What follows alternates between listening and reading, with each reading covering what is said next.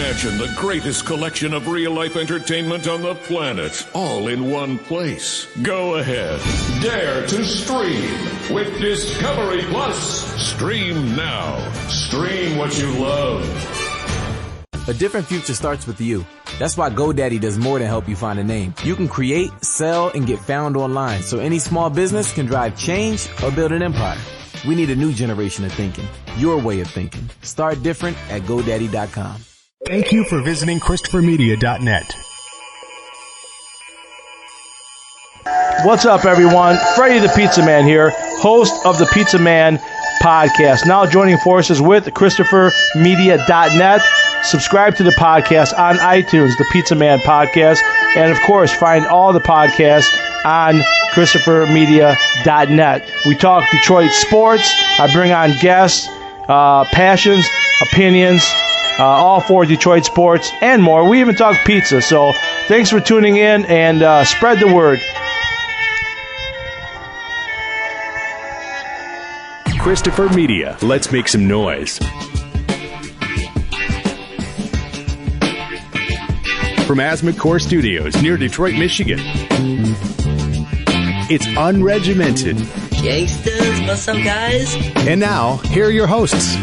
Number 234, I'm Chris. I'm Aaron. I'm Rich. I'm the Prophet Todzilla. Hello. Yes. And, well, that was quick for the cause. I mean, what did this trial take? 2 weeks? 2 days? Something like that. 2 hours? Yeah, we got the guilty verdict today, and I was like, oh, already? Yeah. I didn't know that. I thought the thing just started. It seemed like the first trial went on for a few months, didn't it? If it was a different judge, the judge might have been like, we're going to move this along at a brisk pace. Right. I mean, remember, look at the OJ trial, Ito versus the civil trial. It was those were two completely different trials because the judges were like. And they knew they didn't have a favorable judge. That was part of what they were trying to do, is get the judge kicked off the case. You know, probably claiming some sort of bias. What's he looking at as far as a sentence? 3 10-year convictions, is that right? That are going to be served concurrently? Yeah, I mean, I don't know. Any way you slice it, he's going to die in jail, right? Well, what is he, 82? He's 82, right? Yeah. But he's CNN rich. saying 80. There's going to be an appeal. Yeah. So his best case scenario for him is he dies during the appeal process. Okay, well, here's the case scenario for Bill is just he dies now. And justice will have been served, huh?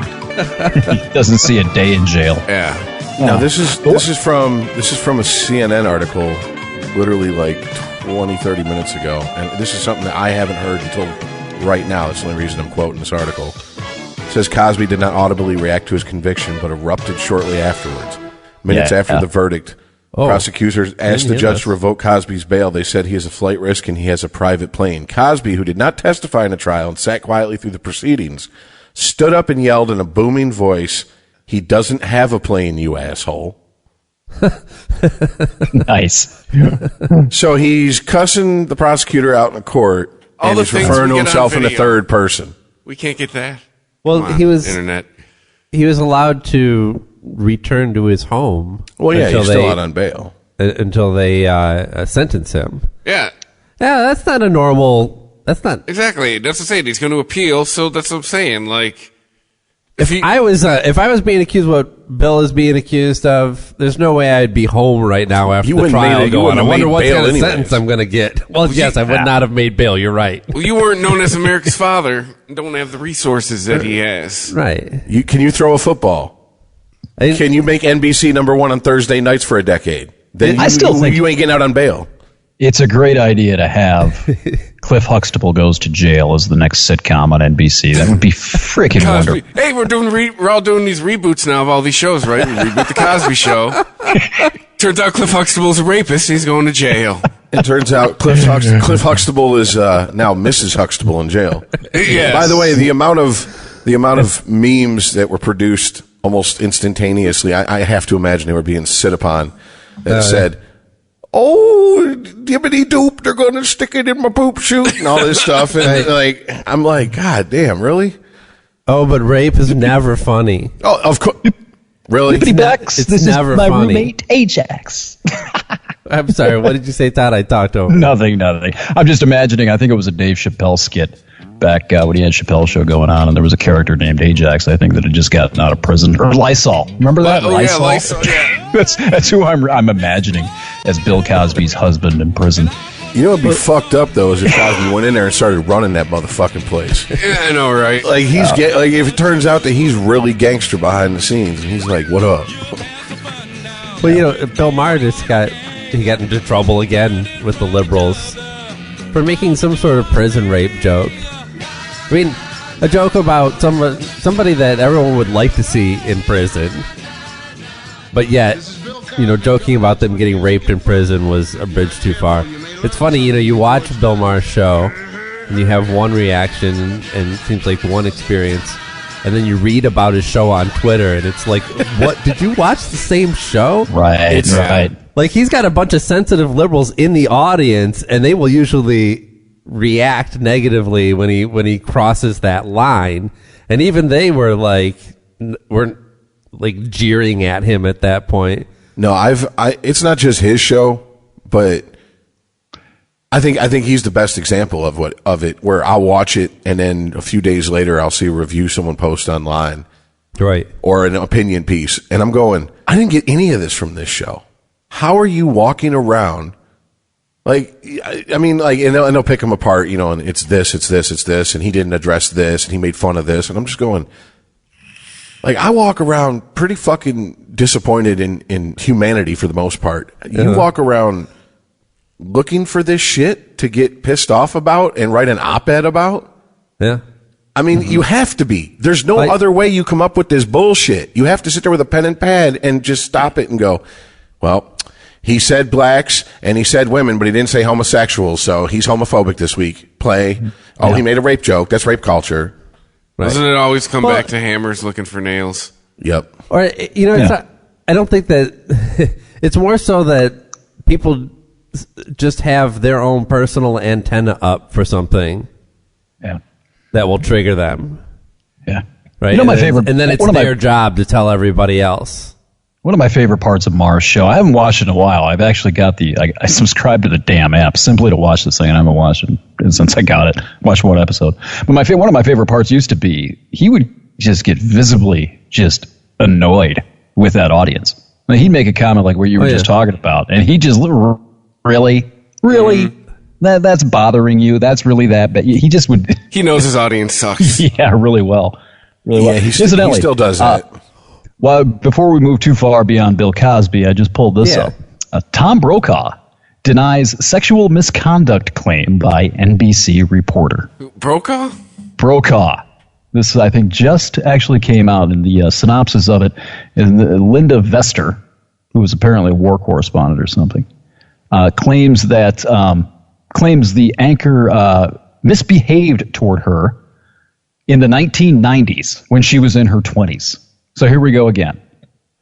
What did he do? Misbehaved. What's misbehaved? Because if it's really classified as misbehavior, is it even worth reporting?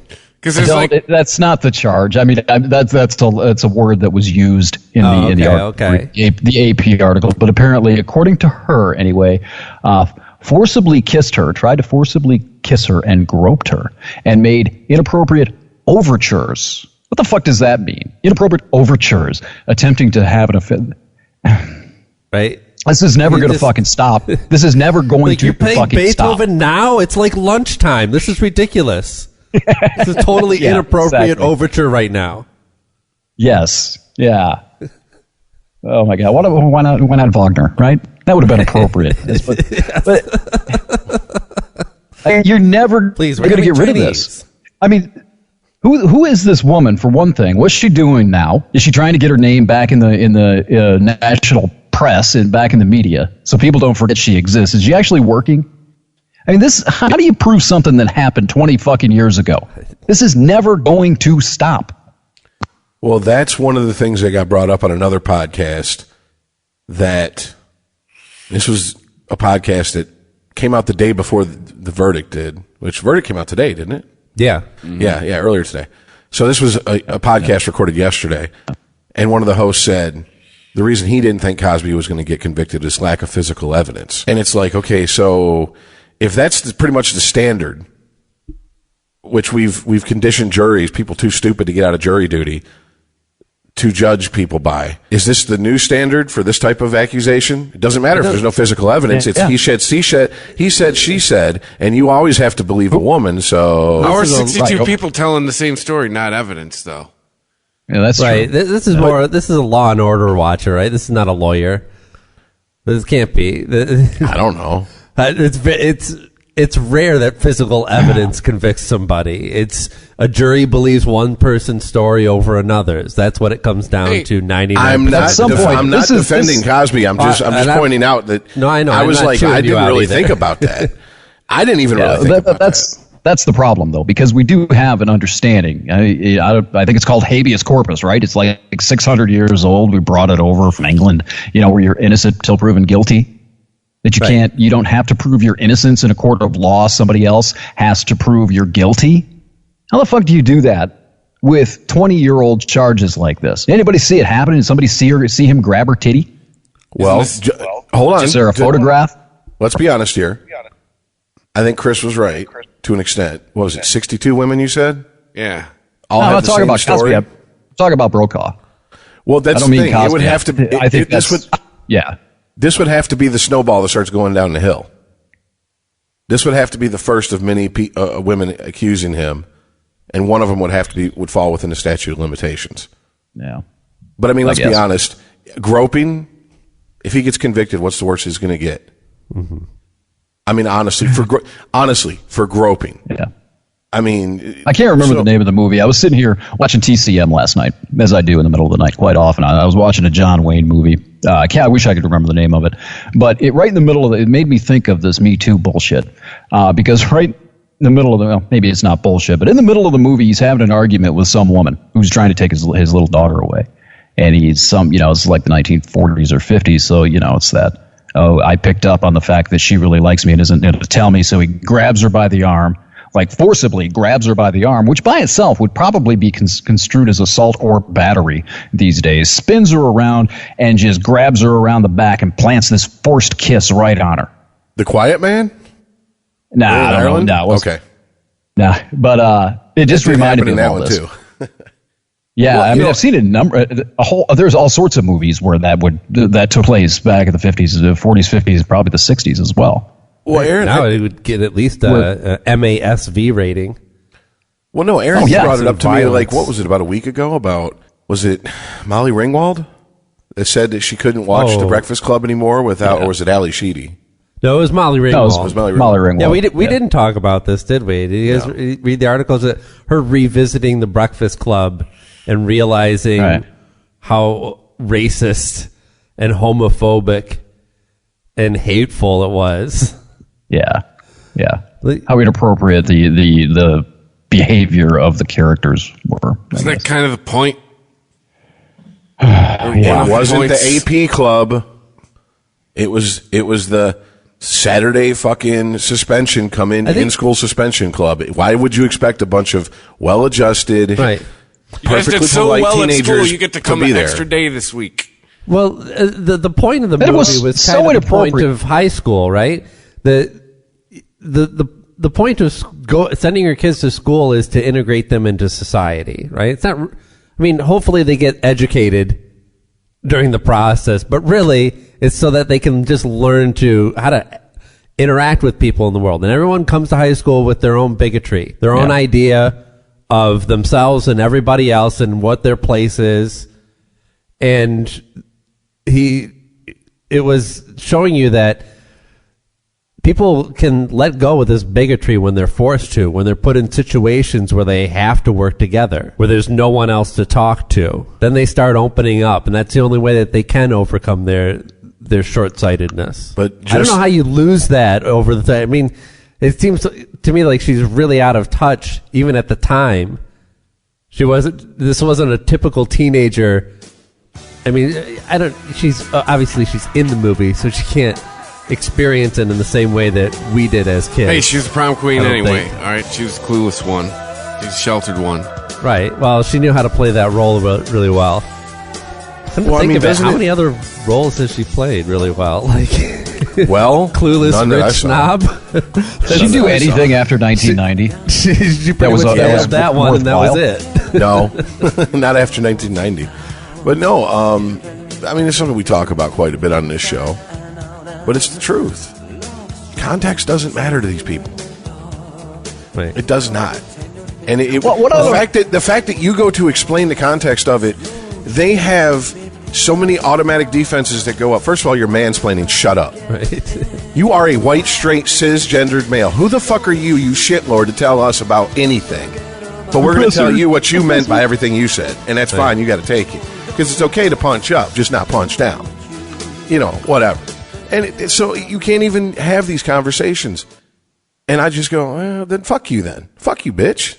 Fuck you. Molly Ringwald, fuck your pale ass, ugly ass self. Fuck you. I don't care. You're stupid.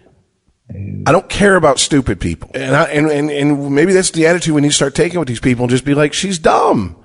She's a fucking actress. She everything about her is fake.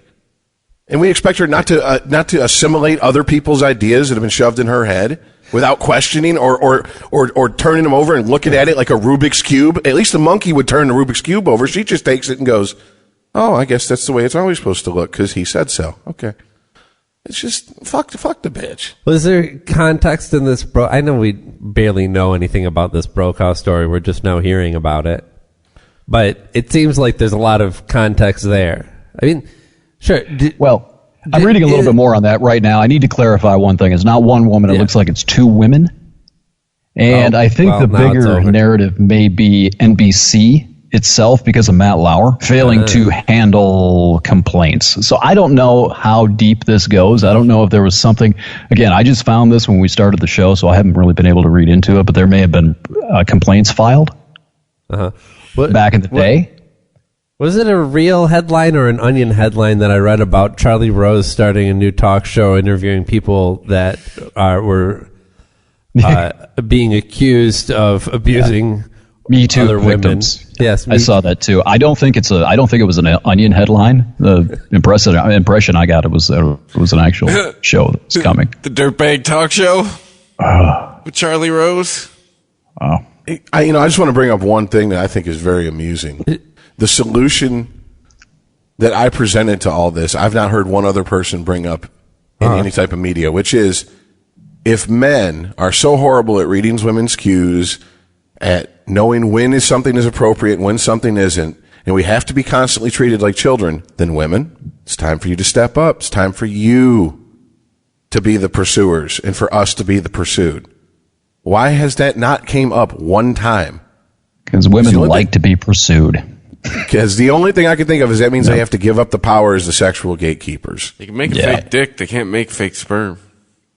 And that power they like way too much. So they need to feel desired, pursued. It's the thrill of the hunt as far as men are concerned. And there's a lot of women out there that like to be, I won't say hunted, not in this day and age. I'll probably end up on a fucking billboard somewhere around Grand Rapids if I say that. You're implying it.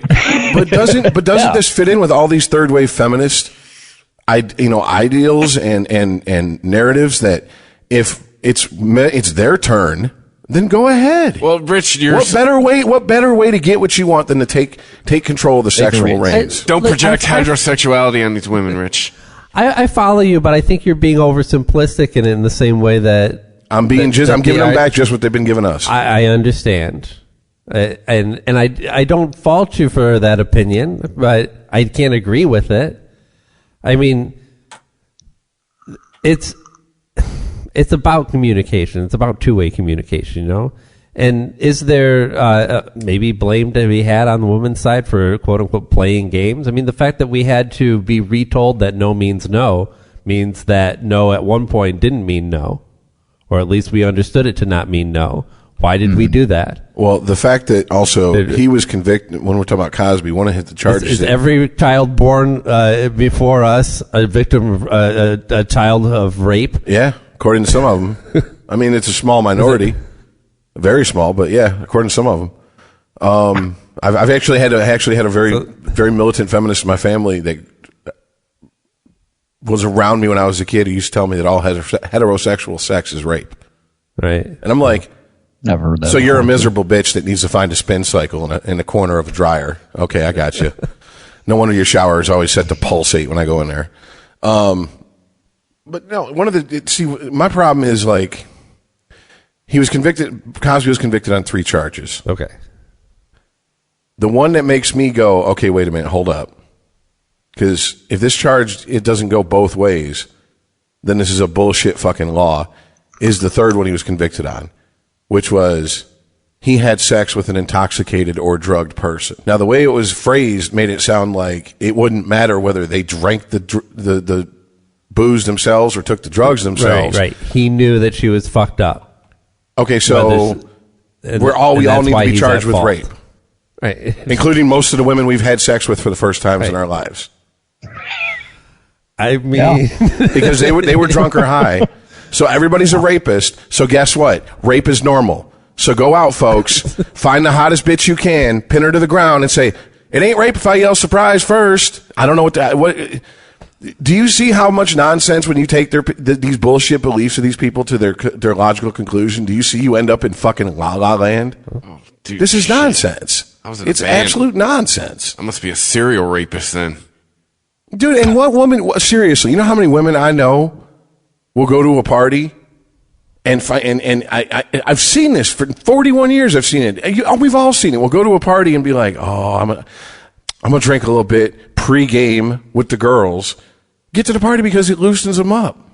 They're not their inhibitions go. They're not afraid of being rejected or laughed at or whatever. The same reasons that we fucking, drink before you go up. Well, everybody but Todd, because he's a pimp. Todd just walks up and he's like, how you doing, ladies? And pussy falls from the sky. But I mean, like the rest of us, we have to work for it. So that is not inaccurate. Well, not even trying to get somebody that you don't know. I mean, what gives you the courage when you know you're a solid 5 to step up 2 and 8? What's up? Yep. When I was married, I brought home a bottle of wine because I wanted to get some action, and I knew I had to lubricate the works a little bit. Ooh, Boone's Farm. No, I still come back to not Boone's Farm. Is it my birthday? Like last week, I think we talked about the idea that you tried to use that. I was intoxicated. I wasn't able to be responsible for what I was doing. And, if you applied that to the drunk driving standard, it would be ridiculously laughed out of court. It's the same thing. Right. I was intoxicated and I couldn't control. I wasn't responsible for my actions. If you were to take that into a DUI court, you'd be chucked out on your butt into the hallway until to come back with a real defense. Yeah, what's the difference? What is the difference? That's some George Young shit from Blow. I got caught with plants crossing an imaginary border. What did I really do? Well, you broke a lot of U.S. and international laws. Right. Go to federal prison. That's what you did.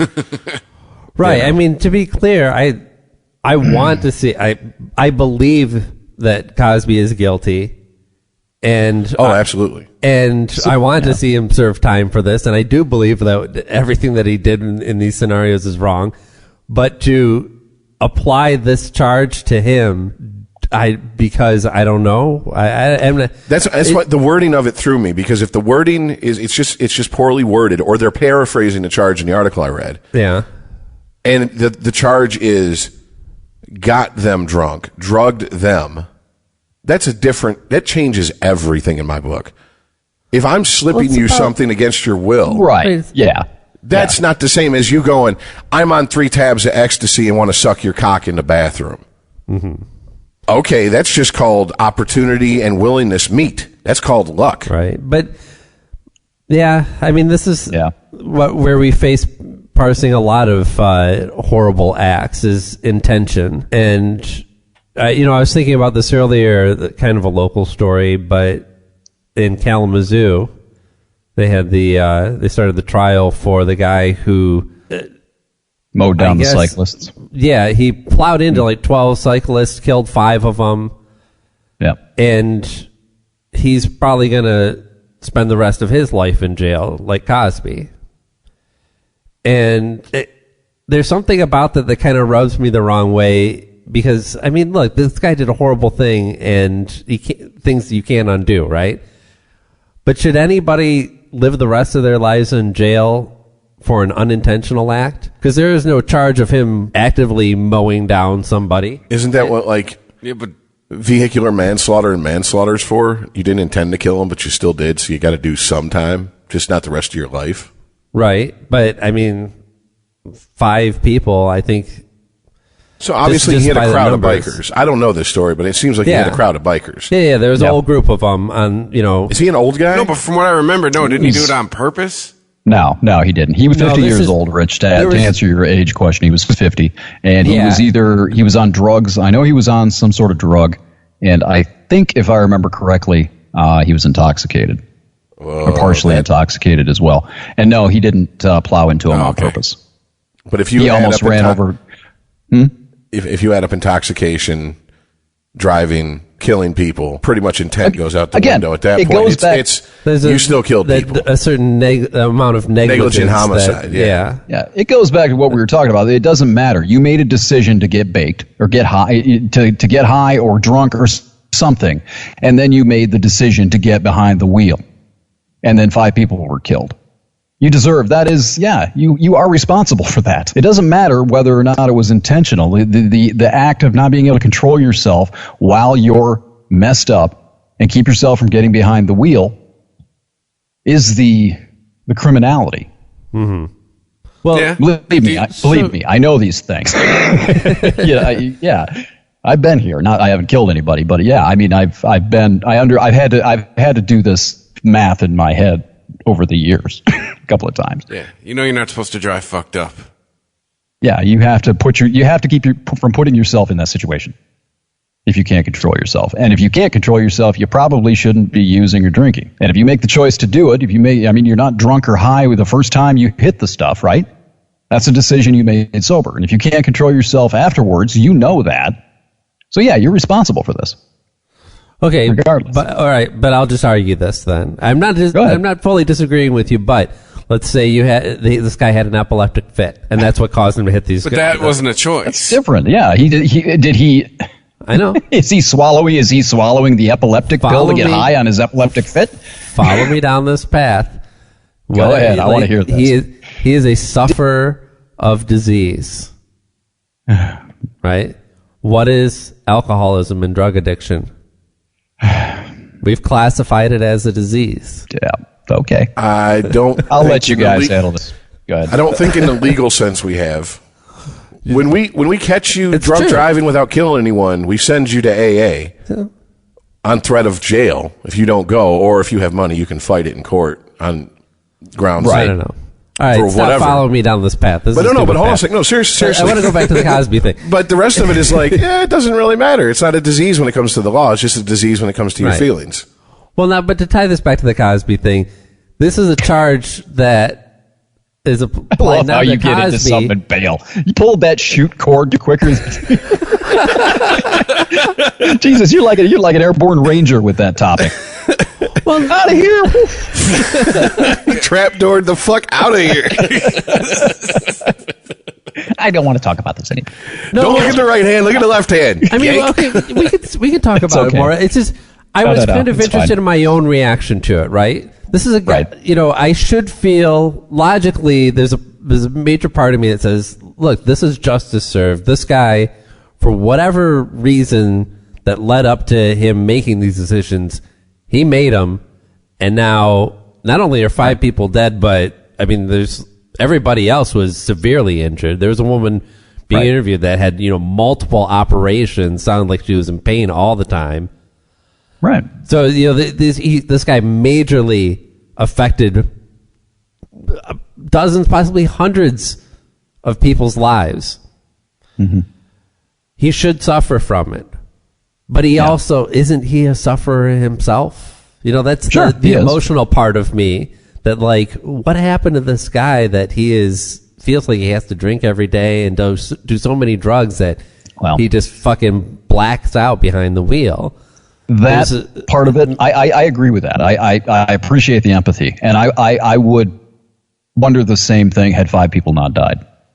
Because at the point the 5 people lost their lives to it, I think it becomes, if not irrelevant, at least a microscopic concern, because it should have been It should have been addressed a long time ago, before 5 people were dead. And there is an element of personal responsibility as well. If you're that messed up that you can't, I'll take you back to Dennis if you really want to go here, but there is an element where if you're that messed up, you have a personal responsibility not only to yourself but to the people who interact and encounter you in life, to address it on your own. So if there was something that flawed with him that he couldn't exist without getting drunk or without getting high, he had a responsibility to himself and to society, to use a cliche, to address it while he could. Now he can't because 5 people are dead.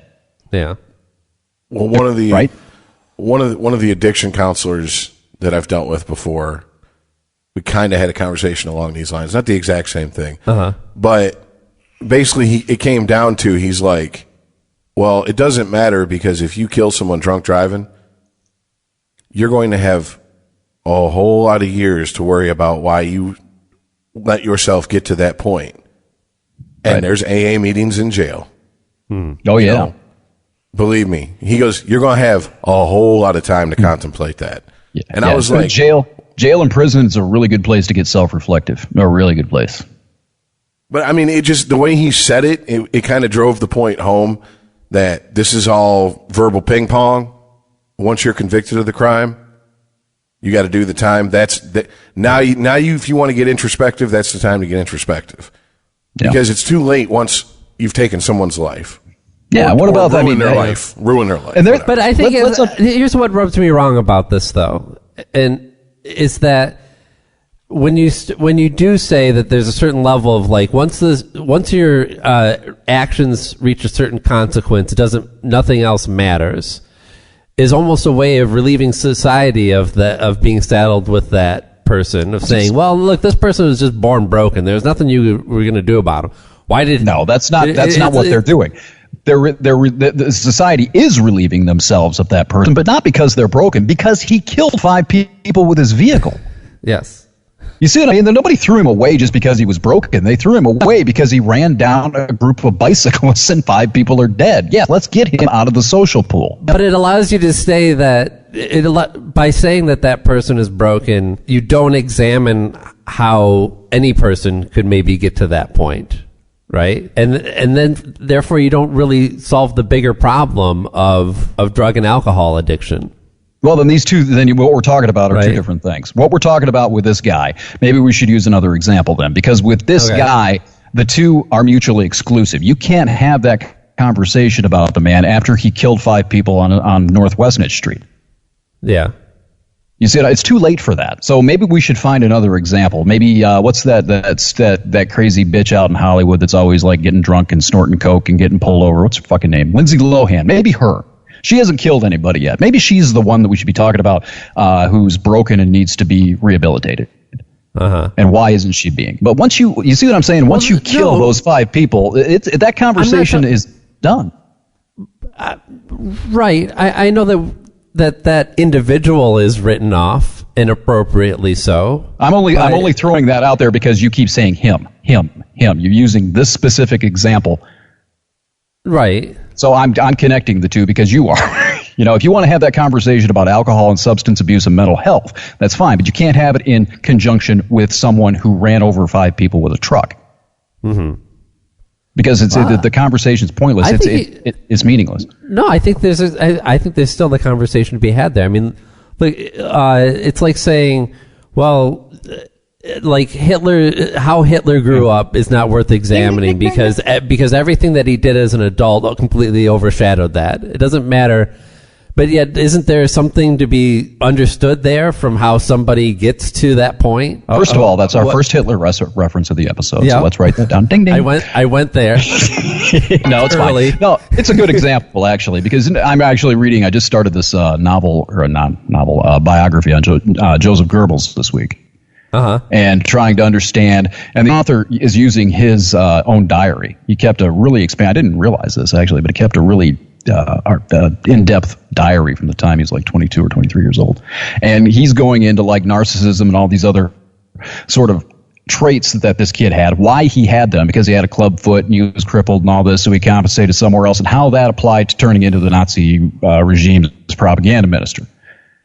there is something to be learned from that. I'm not saying it's not, but I don't think that using and connecting it to a guy who has, again, I'm going to go right back to that, who's killed 5 people, I don't think that's the most effective use of the psychology. Yeah.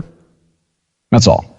Because if you're a psychologist in prison, your job is to deal with the guy or people like him. Right. So in the larger scheme of things, of course, I believe in prison. If you don't want to do that, you can just say, fuck it, I ain't doing it.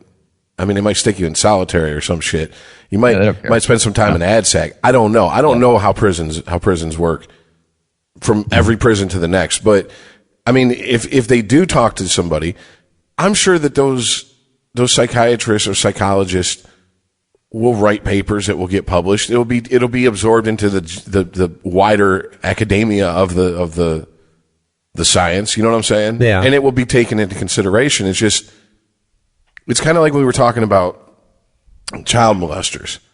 You know, if they have urges but they never act on them, or what are we going to do? Throw them in prison? But then, isn't that going to stop people who are like, look, I don't know why, but I have this urge and I'm coming for help. Isn't that going to stop them from coming forward? It's going to drive them into the shadows. Yeah. You know what? Once you fuck a child, it's like, we're done with you. And that's why it's like appropriately so. So yeah, I'm with you. Let me offer up a very rare example of something. I'm gonna do a complete 180 right now because I just realized something. That what you're saying about this guy in the truck is exactly the conversation I had about this dentist guy not too long ago. Okay. I did the same exact thing you're trying to do because I knew him. I tried to figure out what it was that after he got blown up, you remember the story, the guy got blown up in the oil well, wound up shooting the cops and himself. I did the exact same thing. I tried to psychologically understand why he went from a normal human being to being barricaded in a garage drunk waiting for the cops to bust through the door so he could ambush him. Right. I think I may have been a little reactionary on this just simply because I don't know the guy. I appreciate what you're trying to do. And it's not it's a very compassionate and empathetic way to go. Well, you know, I think I'm reacting this way because I've known so many addicts in my life. Yeah. And so I have sympathy for that. Yeah. You know, and I think about what if somebody that was close to me, like I've known people who've done some really fucked up shit, and there could have easily been a person right there at the wrong place, wrong time, and seen them in jail. Yeah. And they made the same decisions this guy made, and I guess that part of that scares me. Yeah, and I don't have to look that's where my sympathy comes from. I have to look no further than myself. I mean, that could have easily been me. Easily. I wasn't high, but there was times that I've been pulled over a few times and lost my license and all that stuff for drinking. And I've said before that by the grace of the Sky Daddy Almighty, that I didn't wrap myself around a tree or something else. That could have been me. So, and this attitude of there, but for the grace of God go I, which even as an atheist is still one of my favorite phrases. This is one that Chris, you and I are both Adam Carolla podcast listeners, and this is something that he rails against, that he doesn't understand. He can't understand how you could look at somebody in prison and, well, that could be any of us. That could be me in there. And I'm like, how do you not ask that question? I mean, yeah, there are some things where, like, when I hear about fucking Jordan, what's his name, the Subway dude, I don't go, that could be me. Like, no.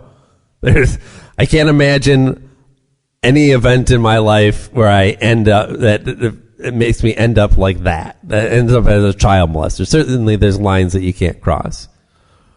But there's a whole world of other possibilities in there of things that you could go to jail. Yeah, absolutely. I could totally see myself as a Jim Jones. What kind of Mental note: never take Kool-Aid from Todd ever again. What's your flavor, guys? Sorry. Well, if you're going to do one up for the Sporgy podcast, Honolulu Blue and Silver. No, just, look, you bring up a lot of good points, and I feel that way. And that's one of the reasons that I make the choice to live the way I do versus the way it would be very easy for me to do. Mm-hmm. You know, one of the reasons I choose to work the shift I do is because it automatically takes me out of a lot of bullshit. What are you doing Friday night? Oh, I got to work. What are you doing Saturday night? Got to work too. It gives me a built-in excuse. Another reason is because I don't want to be 40 and running the streets and worried about where my next high is coming from, and this bill didn't get paid because I got high. Right. And the shit that you got to do once you've burned all the bridges with your family and friends to where they're once again hands in the air going, till you get clean, I can't deal with you no more. And then so now you have to find out how morally flexible you really are. I'm 41. I don't want to do that no more. As a consequence, I don't really know how to do much of anything else, so I just stay at fucking home and don't do anything. It's like being in love. She gets mad at me when I go out, and I'm miserable when she's mad at me, so as a consequence, I just stay home and be miserable. And then we're both miserable, but she's happy somehow, so it's wonderful. I know it sounds like a joke, but it's how I feel. And I mean, it's a decision you have to make. Yeah. I could go out drinking, but how am I going to get home? I know me. If I go to a bar, I'm drinking enough to where I'm going to go, oh, fuck, I ain't got nothing for a cab, an Uber, a Lyft, nothing. That's why the last verdict that you had mentioned in the Cosby case is kind of chilling. Like, this is a person, I don't feel sympathy when I hear the Cosby verdict, because this is a person who made some decisions that I can't see myself ever making. I would not be in that position. It's about for Cosby. Like, you don't feel sympathy for Cosby. You're right. I don't feel sympathy for, yes, exactly. He made conscious decisions that I would never make. I can't imagine a circumstance that would put me in a situation like that. But yet he's being charged with something that I can see easily applied to people who I would be like, well, that could have been me. You know, I purposely bought drinks for a girl so that she would get drunk and blow me, and she did. Like, but that goes back to the whole thing of if this is the new way that we're going to be throat fucked and forced to fucking look at sex, then the sexual dynamics have to change. And this is where it's going to be just like Todd. I agree with Todd. In nature, the males pursue the females. It's very rare that it's the other way around. It does happen, but it's very rare. But now we're going to sit here and we're going to undo biology for political correctness. Because if you look at it the way you just said it, every fucking singles bar is a rape bar. It's a bar to go to get women drunk and rape them. And yet they're full. Right now, it's Thursday night. Right. It's pre-Friday in the college town. Yeah, and they're full of women. There's people waiting in line to get in. Are they there just to hear the latest new beats? Come on. No, that's if they're on drugs that makes them want to fuck. If they're drinking, they don't give a shit. They just want to get fucked. But no, but once again, this is where when people get up, when these women and men get up and say rape culture and this and that and everything's this and everything's this and everything's this, this is what needs to start being said to them. So what do you propose is the solution? And just going, teach your sons not to rape isn't a solution. Okay. We teach people not to kill. They do it all the time. We teach people, guess what? I know plenty of girls that were brought up not to cheat in relationships, yet all them hoes did it. So, how well that work? So what's your realistic solution here? And call them out on this shit, because it's nonsense. Because it's going to get to the point where there's going to be a case where someone is going to prison for a long time because they bought a girl drinks at a bar. Oh, no, that's common. And it's good. There's going to be, I mentioned this maybe a month ago, that there's going to be one of these cases with like the Brokaw thing or something else where false allegations are going to be levied.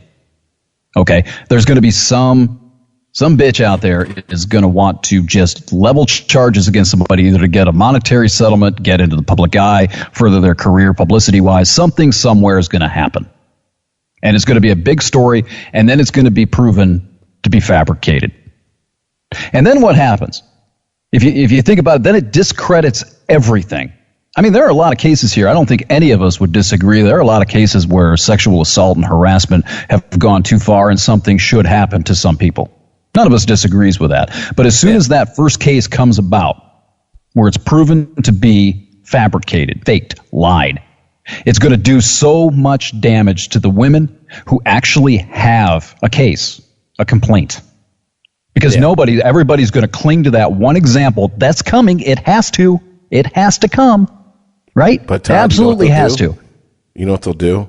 They're going to do the same thing that gun owners do. They're going to absolve themselves from the situation by saying, "Now they won't." She did that. A feminist didn't do that. She did that. It won't matter. It will not matter because I honestly believe that one case will discredit everything.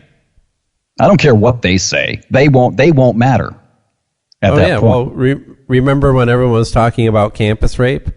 And then Rolling Stone did a story that turned out to be completely fabricated. Yep. And now, if you talk to somebody about campus rape, they're like, half those stories are made up anyway. Exactly. Half. Whereas, with a straight face, you hear one story, now half of them are false. It doesn't matter. The actual statistics don't matter. That will be what people will tell themselves. That's a perfect comparison, Aaron. That's exactly what will happen. They're going to see everything happening. The positive end of the Me Too movement shouldn't be a movement. It should be like a cultural ripple, right? But everything positive about the Me Too movement will be completely corrupted as soon as that happens. Because exactly, one episode is going to lead everybody to start questioning how many of the other ones were made up. Yep. So they'll just say, half of these things are probably lies anyway. Looking to exploit, looking to make money, get their picture on the news, get a payday, something. People are that cynical and jaded now. They just need that one example. I guess if it's the type of situation where an accuser makes an accusation, the police don't find either she doesn't cooperate with the police enough to go forward with a case and prosecute, or she doesn't cooperate with the police, but she's boom right there to the civil trial. That makes you look a certain way. Period. Oh yeah, that's all there is to it. Yeah. Okay. One of the things that we're not addressing here that we never talk about when the subject of false accusations come up, because first of all, you bring it up in mixed company, and women will be the first one to say, 98% of rapes go unreported. Well, how the fuck do you know that 98% of rapes go unreported if no one's talking to anyone about them? Meaningless statistic. Meaningless fucking statistic. Pulled out of your not even a statistic. Okay, let me pull a statistic out of my ass. 60% of the time, it works 100% of the time. There you go. It means absolutely nothing. Yeah, 100% of the time in the last 15 seconds, lady, you were full of shit. How's that? There's a statistic for you that's just as accurate as yours was. 98%. Now if you can finally get past the Great Wall of China that has been installed on these women to fucking throw up defenses the minute they're challenged on anything, and actually have a exchange of ideas with them, then you got to hit them with this. It's not necessarily about fame. It's not necessarily about money or furthering a career. There's just fucked up people out there. Have none of you ever met a woman with borderline personality disorder? They do shit just to do it. Yeah, we've all. I'm being dead serious. They do shit just to do it. It is the weirdest fucking thing, and it's even the most liberal of psychiatrists and psychologists, and it will tell you there's no known way to treat it. There's no effective way to treat it. It's something you have to learn to live with. And it takes a very patient person to live with a person with that disorder. And it's like, okay, well, it's almost like an impulse disorder. Something hits the front of their mind. They're pissed at you at this moment. In their mind, they've always been pissed at you. You've always been an asshole. And they go so hard at you that when 5 minutes later they're not angry at you anymore, they don't understand. You might have just accused them of rape, of beating them, of fucking their sister. What are you mad at me for? 5 minutes later. And so those type of people that make accusations just as well as ill-intentioned people. You know what I'm saying? People who are wanting a payday or wanting to further get their name into whatever. And I mean, that's not talked about. That's an issue. We need to talk about that. It's just like anything else. It's one of many issues on why this shit happens like it does. But the problem is that, and this is where I have to agree with him, what's the greater issue? Trying to understand these false allegations and prevent them, or actually investigating the allegations that are on the table? Because when I hear Detroit police have rape kits going back 25 years that haven't been tested, I got a fucking issue with that. Yeah. You can't tell me you're doing everything you can. That's bullshit. You think Cosby called his cock Fat Albert? Hey. Yeah. I don't know. The positive end of this, and I mentioned in the pre-show that I was sitting here with something that felt like a parasite that needed to be extracted from my brain called hope this week. Bouncing around on the Twitter, which has become my medium of choice. I was wrong about Twitter, too. That's twice I've admitted I was wrong about something tonight, you fuckers. Anyway, it's a giving news. That's growth, Todd. Shut the fuck up. No, but I've been finding people on Twitter. And maybe it's just because of I don't know, who I'm seeking out and all that stuff. There is a shift coming. And I've said that I thought that there was going to be sort of the anti-Kale backlash is what I've been calling it. I think I said that there was going to be a backlash toward this uber sort of Nazi feminism. And I think it started. I'm seeing a lot of people that are fleeing as fast as they can from the Green Tea Party. I'm seeing women who are coming out against radical feminism and sort of the, as you like to say, Rich, photo-negative sexism. I'm seeing a lot of this. I don't see it on Facebook because it's insular and sort of incestuous. You're only around the people that you kind of associate and agree with. You're around the same people all the time. At least in Twitter, you get new voices. And I'm really surprised by that. It's happened. I think it's happening a lot quicker than I ever expected it to. So I think if if we're talking in terms in absolutist terms about women and about sexism or reverse sexism, photo-negative sexism and all that, I think we need to be really careful here because I don't think that, I don't know how I want to phrase this. I think it's more of a mainstream movement than I'd like it to be, but I think there is some sensibility out there, or at least some awakening sensibility, where people are sort of, I think, if not marching, at least drifting to the center again. And that's good. I've been really encouraged by that. Well, it is shocking when the initial first tsunami wave of Me Too happened. I think we talked about this on the show. If not, we talked about it like in pre-show and forgot to talk about it in the show. But the response from overseas was sort of mixed. It left me shell shocked, honestly. Like to hear actresses in France and in England and Ireland and all the UK go, if a guy grabs you and you don't want him to grab, turn around and slap the shit out of him. Right. That's what you do. Yeah. What is the problem here, women? I thought American women were supposed to be tough, independent, don't need nobody. Yet they need to go cry with their fucking emotional support gerbil stuffed up their fucking gash because some guy fucking looked at him too long on the street. Well, this goes back to we give our politicians free prostitutes. Like we want them laid constantly. Well, this goes back to the whole cultural movement, though, of victimization. Everybody's a victim, and everybody deserves some sort of reparations from the evil white beast, white men, the patriarchy. That's what I think what this boils down to. It's all coming from the same crowd. When you're talking about that kind of thing, and who were those? Catherine Deneuve, is that her name? Did I say it right? Yeah, I think I forget the other woman's name, but that's exactly right. You turn around, you punch him in the face. But he grabs your boobie, you kick him in the balls. Take care of yourself. Handle your shit.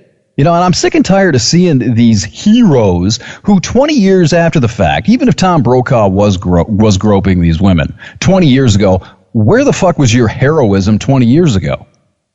He was a big star in 1998. Go to the media then.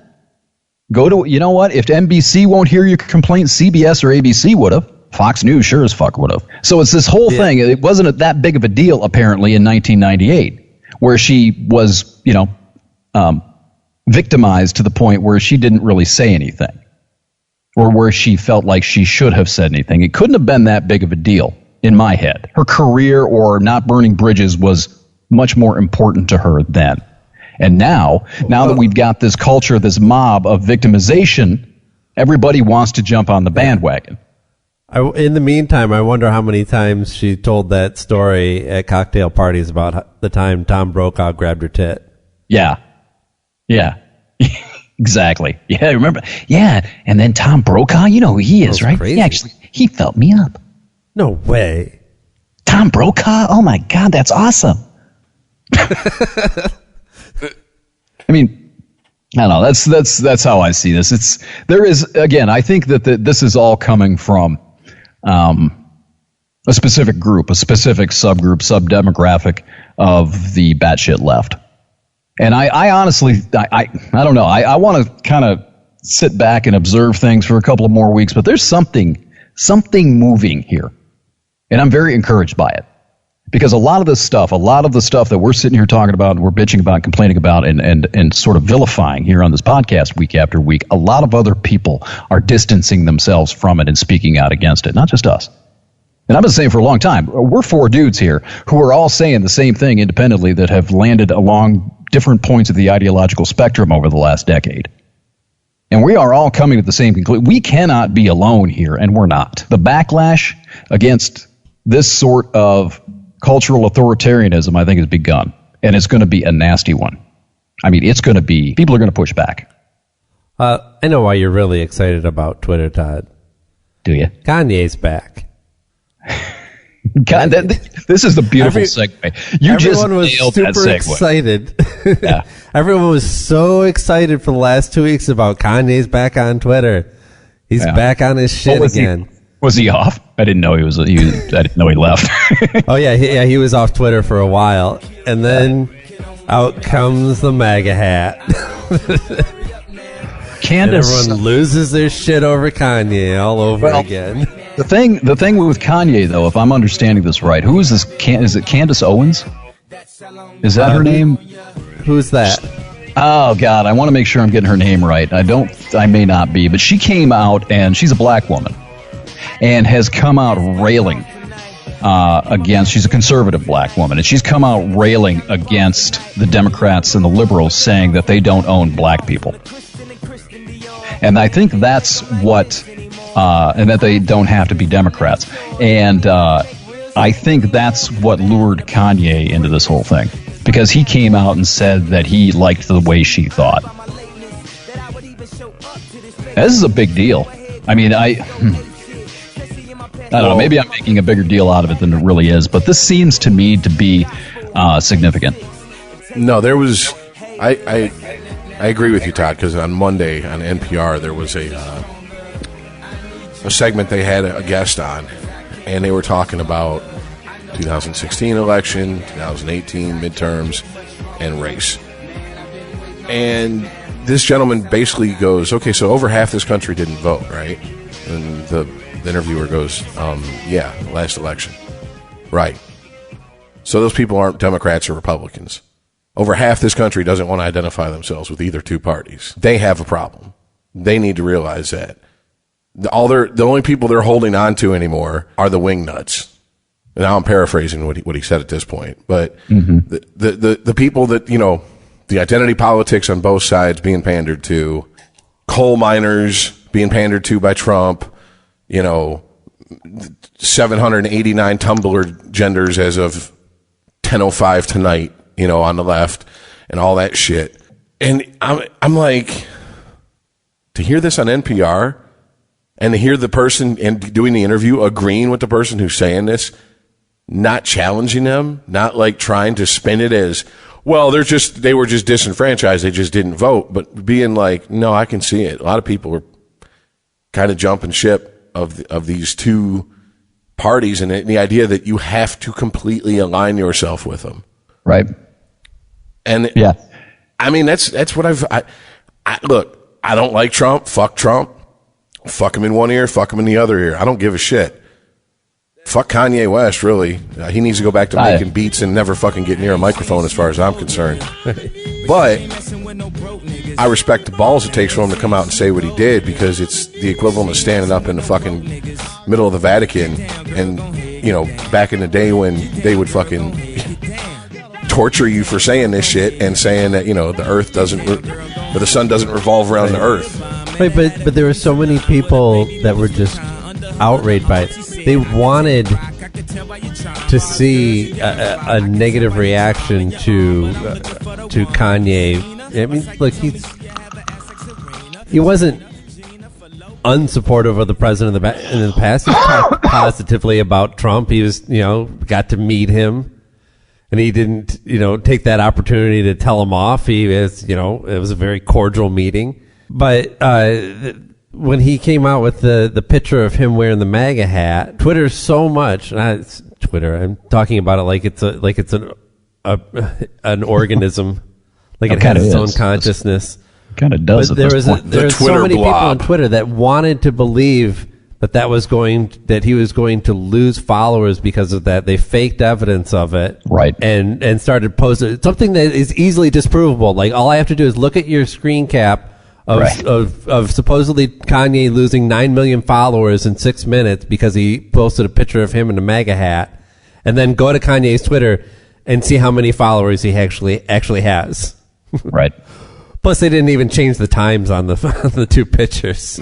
Well, it's a propaganda poster. Is all that is. Right. Yeah, it is. That's exactly what it is for people who don't want to go and look. That will not go through the effort it takes to fact check something. That will just retweet with outrage. Yes. What's scary? Yeah. What's scary is how many people won't bother to take. Let's be very generous and say 30 seconds to fact check that. I didn't fact check it because I knew it was wrong. Yeah, right. I had no reason to go check it. Mm-hmm. I was just like, there's no way that many people unfollowed him because he did something crazy. That's why they follow him. Right. Yeah. Yeah, you're not there for his level-headed opinions. Yeah. It's interesting. I don't really put a lot of stock in music artists, putting forth their political opinions. But this is, to me, it's interesting because he is Kanye West. Uh-huh. And for a black man to come out and put the MAGA hat on and say, you know what? Now I don't have to be a Democrat. I don't have to be a liberal. It is a big deal. He is I don't know if he's a racial icon, but he's a cultural icon to black America. And for someone like him, this Candace Owens person, to come out and encourage people to, as she put it, get off the plantation. Those are her words, not mine. And attacking and rebuffing Stephen Colbert, because I guess Colbert did some bit on Kanye's Twitter thing this week. And It's like, yeah, the masters want their slaves back. They don't want you thinking for yourself. And that's the tenor of this thing. It's not that they're urging people to go out and buy MAGA hats and say, make America great again, and become Trump worshipers. What they're doing, from what I've seen, is encouraging thought, encouraging people to think for themselves and ask themselves what they believe rather than following the doctrine, the dogma, the scripture, however you want to put it. And that to me, that to me is, I think, the encouraging thing. One of his tweets this week was, I don't have it in front of me, but it was basically, we had 8 years of Obama and nothing changed in Chicago. Right. Yeah, and Chance the Rapper got in on this. And Chance the Rapper got in on that, too. He's sort of involved in this as well. He's a big deal, especially in Chicago. Yeah. He's huge. Well, I didn't see it. Was he backing Kanye on this, or did he challenge him on it? Yeah, he defended him. Yeah. Yeah. There's something we may be trying to. Sorry, Rich. I'll let you. Let me just throw this in there. The thing is that we may be trying to analyze this too soon because it's only a few days old. I'm not sure what the traction all this has. I'm not sure exactly, because the batshit left is gonna. They've already begun. They've started calling him mentally unstable. Kanye. Well, they've already started their backlash, but I want to see. I really, really, really, really want to see how much traction and how this plays itself out, because this sort of drift back to the center and shedding of the doctrine, the dogma on both sides, is exactly what we need to happen. Yeah, it's precisely the ramp up to this is almost ingenious. Is return to Twitter. Right, he comes back and he starts talking all this stuff about finding inner peace and and understanding himself and other people and coming together and all these positive things, and everyone's like, yay, Kanye's back. And then, and yeah, he's right, we need to come together. And then he puts on the hat and they're like, get him. Yeah. What happened to all the come together shit? What happened to looking for common ground? What happened to we didn't all put the on stuff the that right you were jersey? Like, you were retweeting and liking furiously. And then, and then when he starts talking about his own personal political views, you're like, oh, that guy's got to go. Yeah. Blasphemer. When I see what's going on with Kanye, it reminds me of like if you have a friend and they're a pretty bad drinker or drugger, they disappear for a little bit, then you start hearing through the grapevine they're back, but they're clean, and you're like, oh, that's great, that's wonderful. Right. And then the first time you get to sit down with them, you're like, oh, so how long you been clean? Well, I got 6 months. Oh, it's awesome, blah, blah, blah.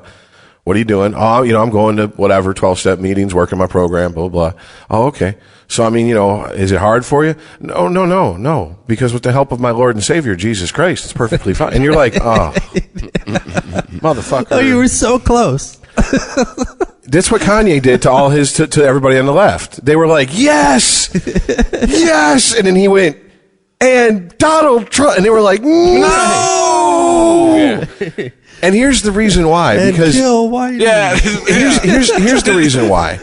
And send your hate letters to, you're going to have to create, Chris, you might actually have to create unregimented. An email for me at unregimented just to separate the hate mail. Because I'm pretty sure if someone hears, the right person hears what I'm about to say, it's gonna get twisted and fucked up. You want to talk about a community that bows to peer pressure? It's the hip hop community. That is the most bullshit. We don't care what happened 6 months ago. We have no sense of history. It's all about follow the trends now. It's about what you say versus what you do. It's about what you floss versus what you own. It's the hip hop community. And they're the first ones to talk about, well, that motherfucker ain't real. He ain't got no street cred. What street cred? You're rapping, motherfucker. Real gangsters don't go platinum, bitch. Shut up. Mm-hmm. You got 9-year-old Asian girls rapping about, I get fat stacks at the trap house. And I'm supposed to take this shit seriously? But here's the problem. To people embedded in the hip hop community, once you get out of the very dark corners of the hip hop community that not a lot of light is shown on, it is follow the fucking leader. And so what's going to happen is the right person is going to speak out against Kanye. They're going to call him one of a few things, or maybe all of them. Uncle Tom, but that might be too old of one. So they'll probably call him an Oreo.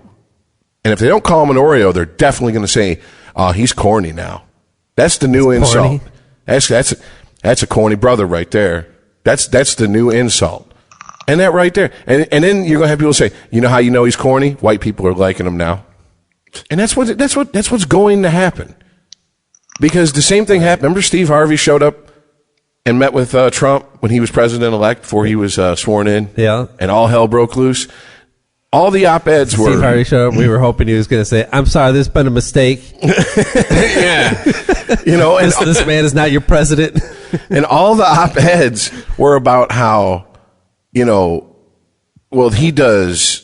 What is it? The old Richard Dawson show, Family Feud, and he's got his talk show for overweight housewives who cry and eat too much ice cream, and those are all white women because that's white privilege to do that. So he ain't for us anyways. He's just a corny ass Negro. Don't worry about him no more. He's y'all's Negro now. He ain't one of us. And that's exactly what they did to him. This is a motherfucker that got up there with a black accent so thick, most white people under the age of 30 when the Kings of Comedy come out couldn't understand what the fuck he was saying. Right. Yeah. I had motherfuckers that grew up on 5 Points in Detroit going, what is he saying? I don't even know that. I don't even know that type of ebonics. So, how is all of a sudden he our Negro? That he ain't one of you? See, that's what they're going to do. That's the game that's being played. Period. And the people in the middle don't care because we know it's bullshit. The problem is it's going to get a few more ears because it's going to play. And I mean, when it comes to saying, the plantation shit, why I understand where, what's her face? Owens. Well, I understand where Candace Owens is coming from. You're doing the same thing the people on the far left have been doing. Oh, that's right. Go play up to Massa, Kanye. You go be a good house Negro, Kanye. It's the flip side of the same coin. We're getting nowhere. We're spinning tires using the same bullshit tactics. Well, Candace Owens, the reason she got into the conversation, I don't know who she is, to be honest with you. I have no idea. I didn't know that name before earlier this week, but she went on to Twitter and posted something where she was at some sort of an event. She was doing like a question-answer kind of thing with the audience, I think.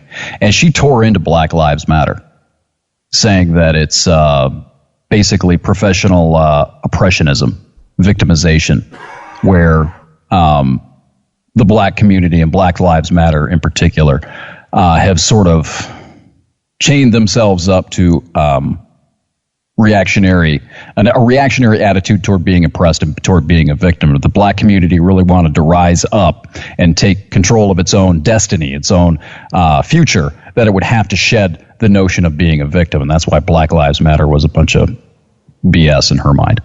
Anyway, and I hadn't seen a lot of that coming from the black community at all. So has she been fired yet? I don't think she's employed. She wasn't a member. I think she may be a pundit of some sort, but I've never seen her attached. I don't know who she is. I may be wrong about this, but I haven't seen her attached to any sort of an organization. Well, but she made. Go ahead. I was just going to say there's a very small sect of what the far left would consider alt-right that they say is being assembled, much like the Avengers, to appeal to black people, to appeal to moderate or slightly left-leaning black people, to pull them into more towards the right. Like, what's her name? Diamonds and Pearls? What is it? Those two are one. Those they are one. Well, they're one. They're one show that is being accused of doing this. I follow you. Tommy Sotomayor is another one. Incidentally, let me mention that those two black women you were just talking about. There was some story that I saw, and it was from a reputable source that I think popped tonight, that they found a paper trail, a financial trail between them and Trump. See, okay, there you go. So it's right there. That's just going to fuel the fucking fire. Yeah, it is. Okay, because the other guy I can think of is a guy who was just on Joe Rogan, who has a show on NRA TV. And the reason he went on Joe Rogan is because obviously John Oliver just had that expose on NRA TV. Uh-huh. And they didn't really show anything of him. And he's like, I'm a host on one of the top shows on that network. Why didn't he talk about me? Yeah. Is it because I'm black and I'm a gun owner? Is it because I have some very liberal ideas about things outside of taking guns away from the American people? Is it because it didn't fit a narrative? But you see, it doesn't matter because they just lump in and say, hey, they're all paid for by the alt-right. They're to catch all the black people who aren't into the far left, where the Democrats welcome into the fold and wrap their veiny bat wings around them and protect them, And it ultimately nothing's going to come of it. I wish I shared your hope, Todd, but I've seen this play out 5-6 times over the last 4 or 5 years now. And there's always someone that comes up and you're like, wow, this person can't be ignored. This person can't be wrote off. This person can't be this. And they find something. And if they can't find it, they'll invent something. Case in point, Milo Yiannopoulos is a fucking troll. That's all he is. He's a somewhat amusing troll.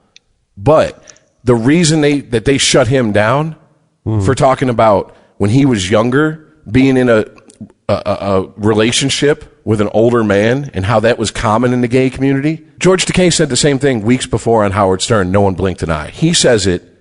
Yeah. He has to go away now. He's a child molester. But, it's kind of interesting. I don't know if you followed the case of, what's the White House doctor who was put up for to head up the VA. I purposely ignored that. Ronnie something or other. I saw his first name. Ronnie. Call him Ron. Sorry. This guy had no business heading up a huge organization like the Veterans Association, and was completely unqualified for it. But the reasons that they gave for, and that, well, they didn't have to really challenge it. They threw so much shit at him that he just bowed out, right? But none of this was directly about his qualifications. It was all, he was drunk and handing out drugs like he was the fucking candy man, and it has a bad temper.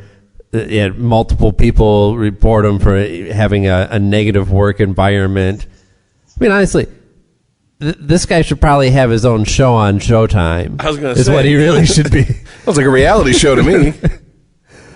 Not even. Like, he would be some kind of anti-hero, the doctor who gets fucked up still. House? And this... Someone's got to test the meds. It's just, it seems ridiculous to me that, like, we had to go down that road. We couldn't have a conversation on whether this guy had to the basic merits, the competency to do this job. He had to be torn apart as a horrible human being. But isn't that what we do these days? Yeah, it's part of the course. Yeah, that's what we do. It goes back to, the NFL draft just happened, and a quarterback who was looking to go pretty high, apparently in middle school, first year of high school, had some like memes or tweets or posts on Facebook or something that were kind of like racial humor, and it was, these racist tweets might come back to affect him. Yeah. And it's like, what was it? Was it a meme? Was it him calling someone a racial slur? There's a difference. There's a world of difference between the two. If I post something that is a joke and I post something in the first person as if I'm saying it, it's going to be a lot harder for me to go, I was joking on the second one. No, if I was joking, I'd have said it in a joking manner. It's just one example of the shit that happened. How many times have we heard stories now about the minute someone hits the public consciousness, they get doxxed, basically? Remember Ken Ham? Yeah. Old red sweater Ken Ham. Oh, you mean Ken Bone? Ken Bone, that's it. Ham Bone. Oh. That's it. Is it Ken Bone or Ken Ham? Because Ken Ham's the guy. Isn't he the guy that has the big arc? Yeah. Oh, my bad. Okay, Ken Bone. My bad. Which one is Ken Ham then? He's the guy that runs the Creationist Museum down there in Kentucky. He has the life-size ark. He's got the Lincoln beard. Yes. He's got the Lincoln beard. God, he is the most ridiculous human being alive. Yeah, not him. So Ken Bone.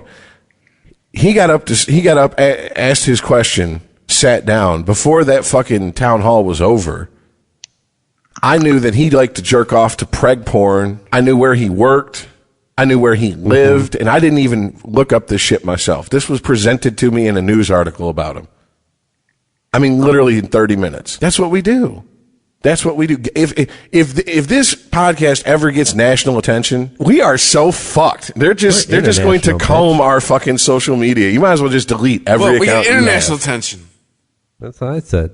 International. Okay. Oh yeah, I've already thought about that. I do not have any of my name attached to any of the shit we talk about here. Good luck finding me. I intend to hide inside of a little chipmunk nest somewhere. Man, metaphorically speaking. Much like the woman who points to her crotch and says, "You better get down here and get hungry." And you go, "Do you stand behind your product?" I'll dip my finger in my metaphorical pussy and lick it. I stand behind my product. Fucking come look for me. I don't give a shit. What are you gonna take from me? What are you gonna take from me that I have? Nothing. So I ain't scared. Come on. Wait, seriously. We're going to make you homeless. I'm one step above that right now. I've slept in my car. I'll be fine. Yeah. Well, another recent example in the news of there not being any apparent middle ground is North Korea. Right. All this news recently about, I think as we're speaking, Kim Jong-un is sitting down with, what's his name? Moon something or other. Moon and Un? It actually just ended. This just passed along my breaking news thing that the meeting, the sit down in South Korea, he actually, Kim Jong batshit, crossed the border, went to the meeting, and he just chugged back across the North Korean border. They met face to face in South Korea tonight. Just right. Yes, and Un is talking about disarmament, ending their nuclear program.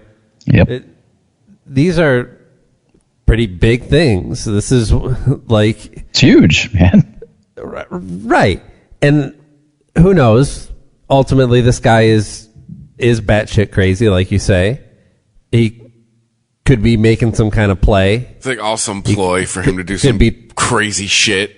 He could be totally full of shit, but it's happening, and it kind of makes sense the way it's happening.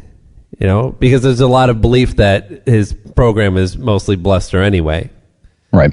That he's trying to get some leverage out of this on a hypothetical nuclear program that was never really up and running in the first place, not effectively at least.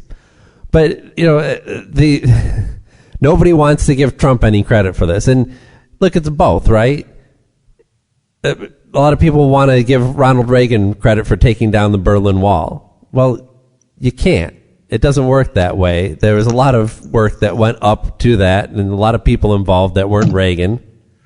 But okay, fine. Yeah. He was the president at the time. But I have no problem giving him the credit for that. And what about Gorbachev? We should have the credit for that, shouldn't he? Right. He was there. He's the one that brought the American products, American culture, perestroika, all that stuff. It was him. It wasn't Reagan. Mm-hmm. Well, isn't it kind of the American way? The doctor saves your son's life, and you shake his hand, and you go, "Thank God." Yeah. The thing with the North Korea thing, and I think this goes a lot to a lot of different. The tentacles spread out as far as different topics go in different situations, but nobody of a certain ideological persuasion on one side of the political spectrum is even giving it a possibility that maybe this is a good development. Maybe this actually is a positive, an authentically positive occurrence in the Koreas.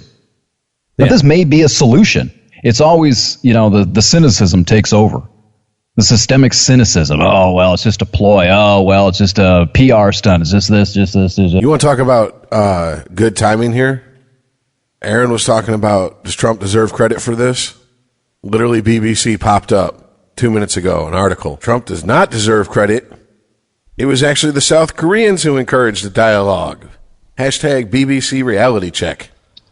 Right. Then they go on to acquiesce and say this, though, which I think this is the biggest cop out, because this is the one that W used to say all the time. It says, claim Donald Trump and South Korean President Moon Jae-in agree the U.S. president deserves credit for peace talks with North Korea. Verdict: only the historical record will reveal what influenced these talks.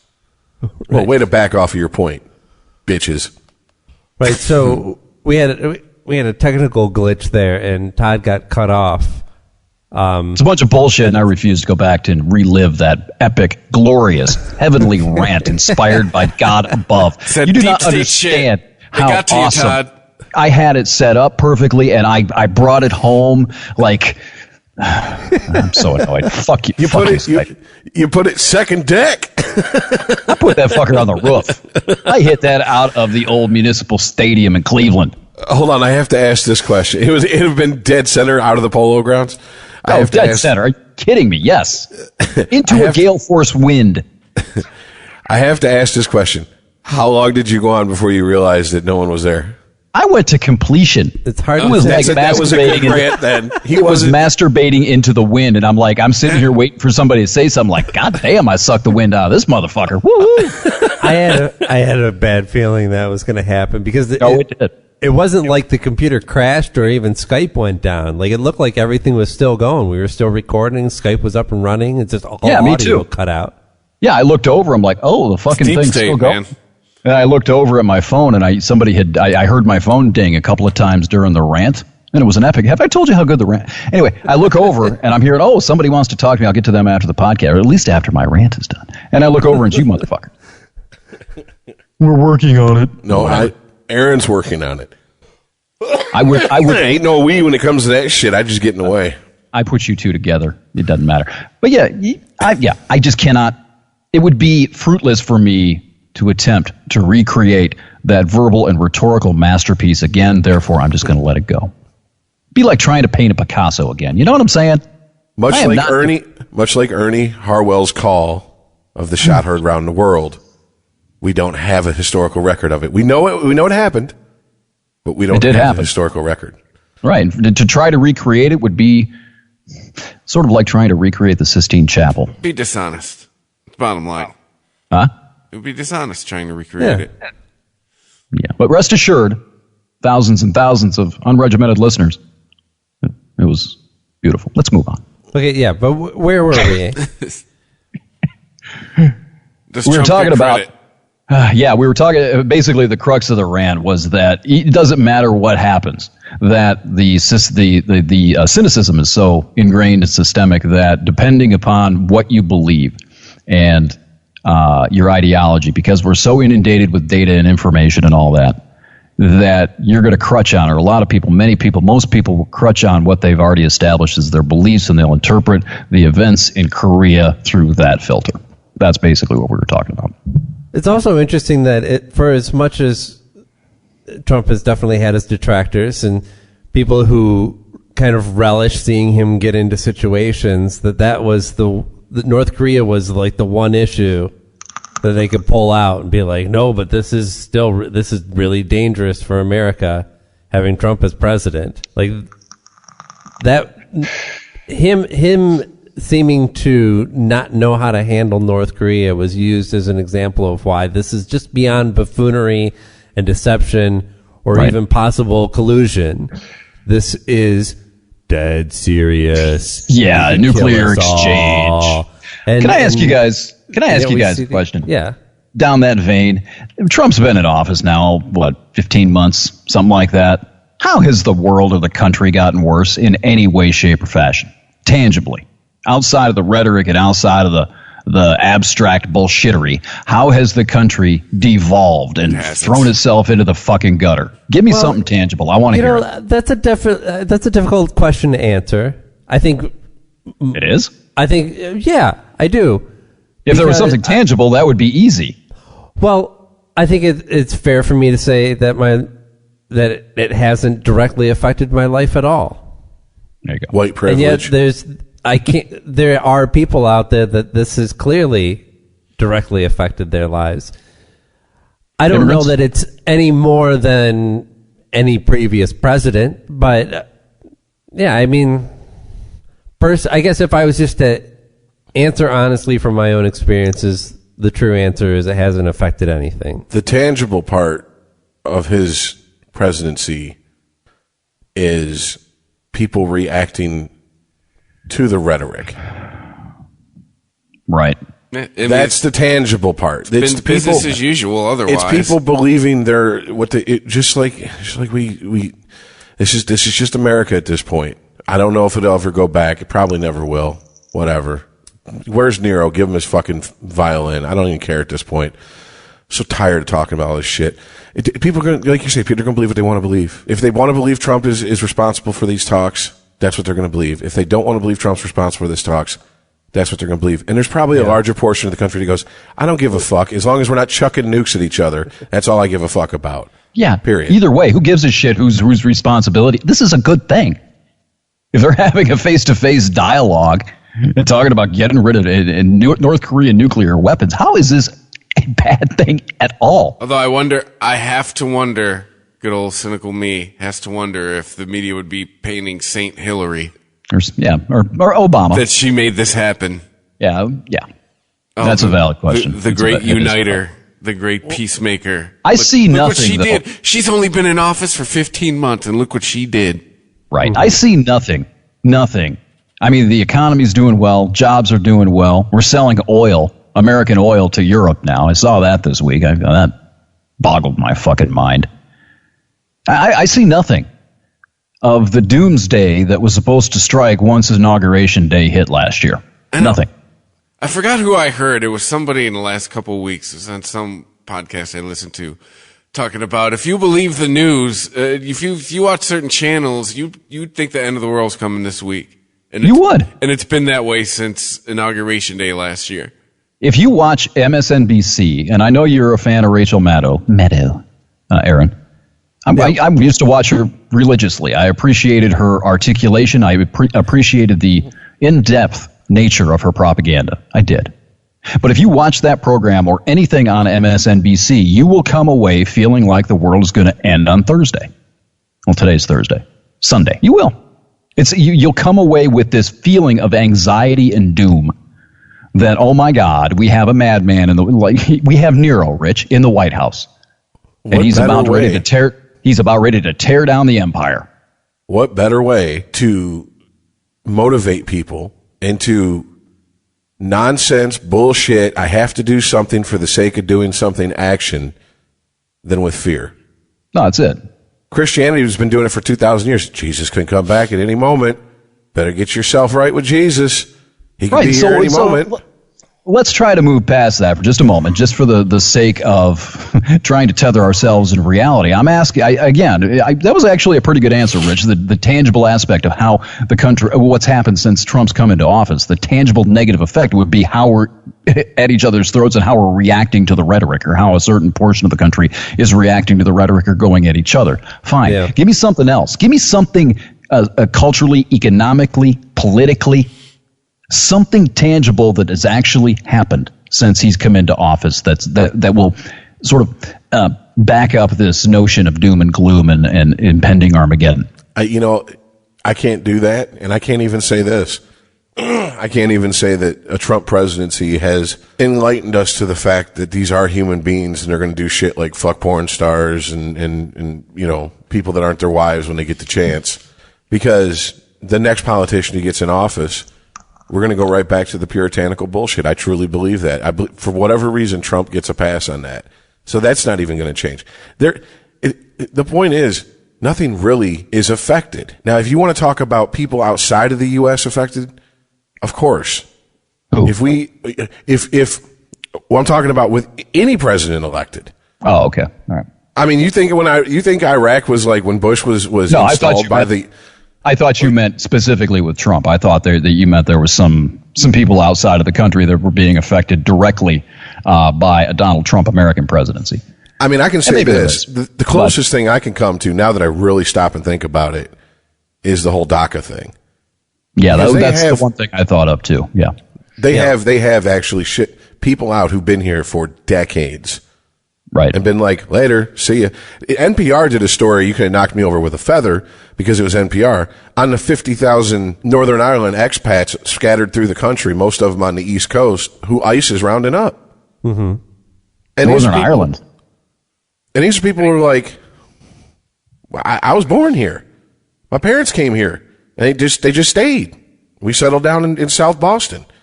I'm not, you're going to send me to Ireland? What, am I born with a map of that shit in my head? I don't know where the fuck I'm going.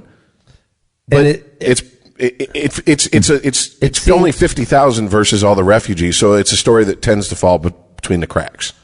Right. And you could even argue against that. Like, Trump hasn't nearly even, he hasn't been able to get his immigration policy into actual action for various reasons, being tied up in courts or just tied up in scandal.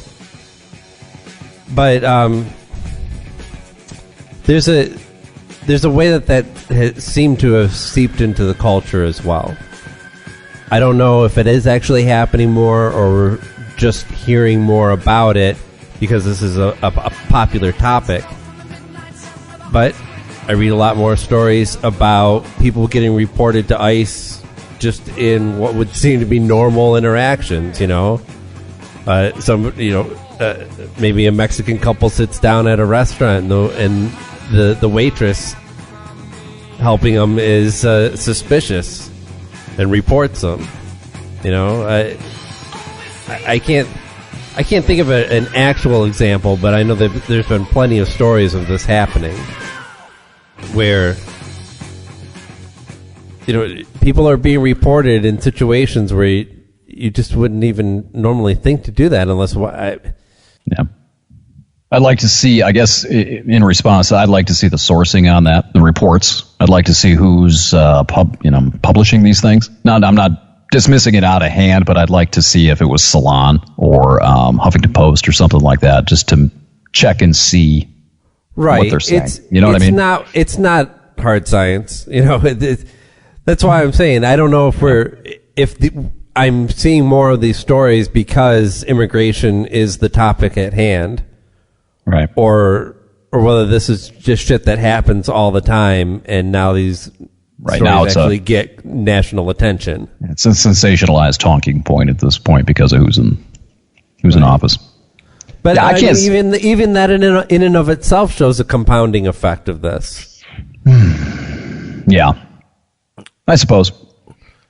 And there's cultural things that end up directly affecting people's lives in this country. Mm-hmm. And I think that's going to be the most damage that Trump could possibly do. Well, Trump's not doing that damage. Let's be clear about it. If there's cultural damage, it's the reaction to Trump, one way or the other. So you see what I'm saying? Blame him for adding to it. I'm not holding him solely responsible. I'm not saying that Trump changed this country. I understand that he's a product of it. Mm-hmm. But you said blame Trump for it, didn't you? Yeah, there's still blame to be had. You can be blamed for it, not be solely responsible.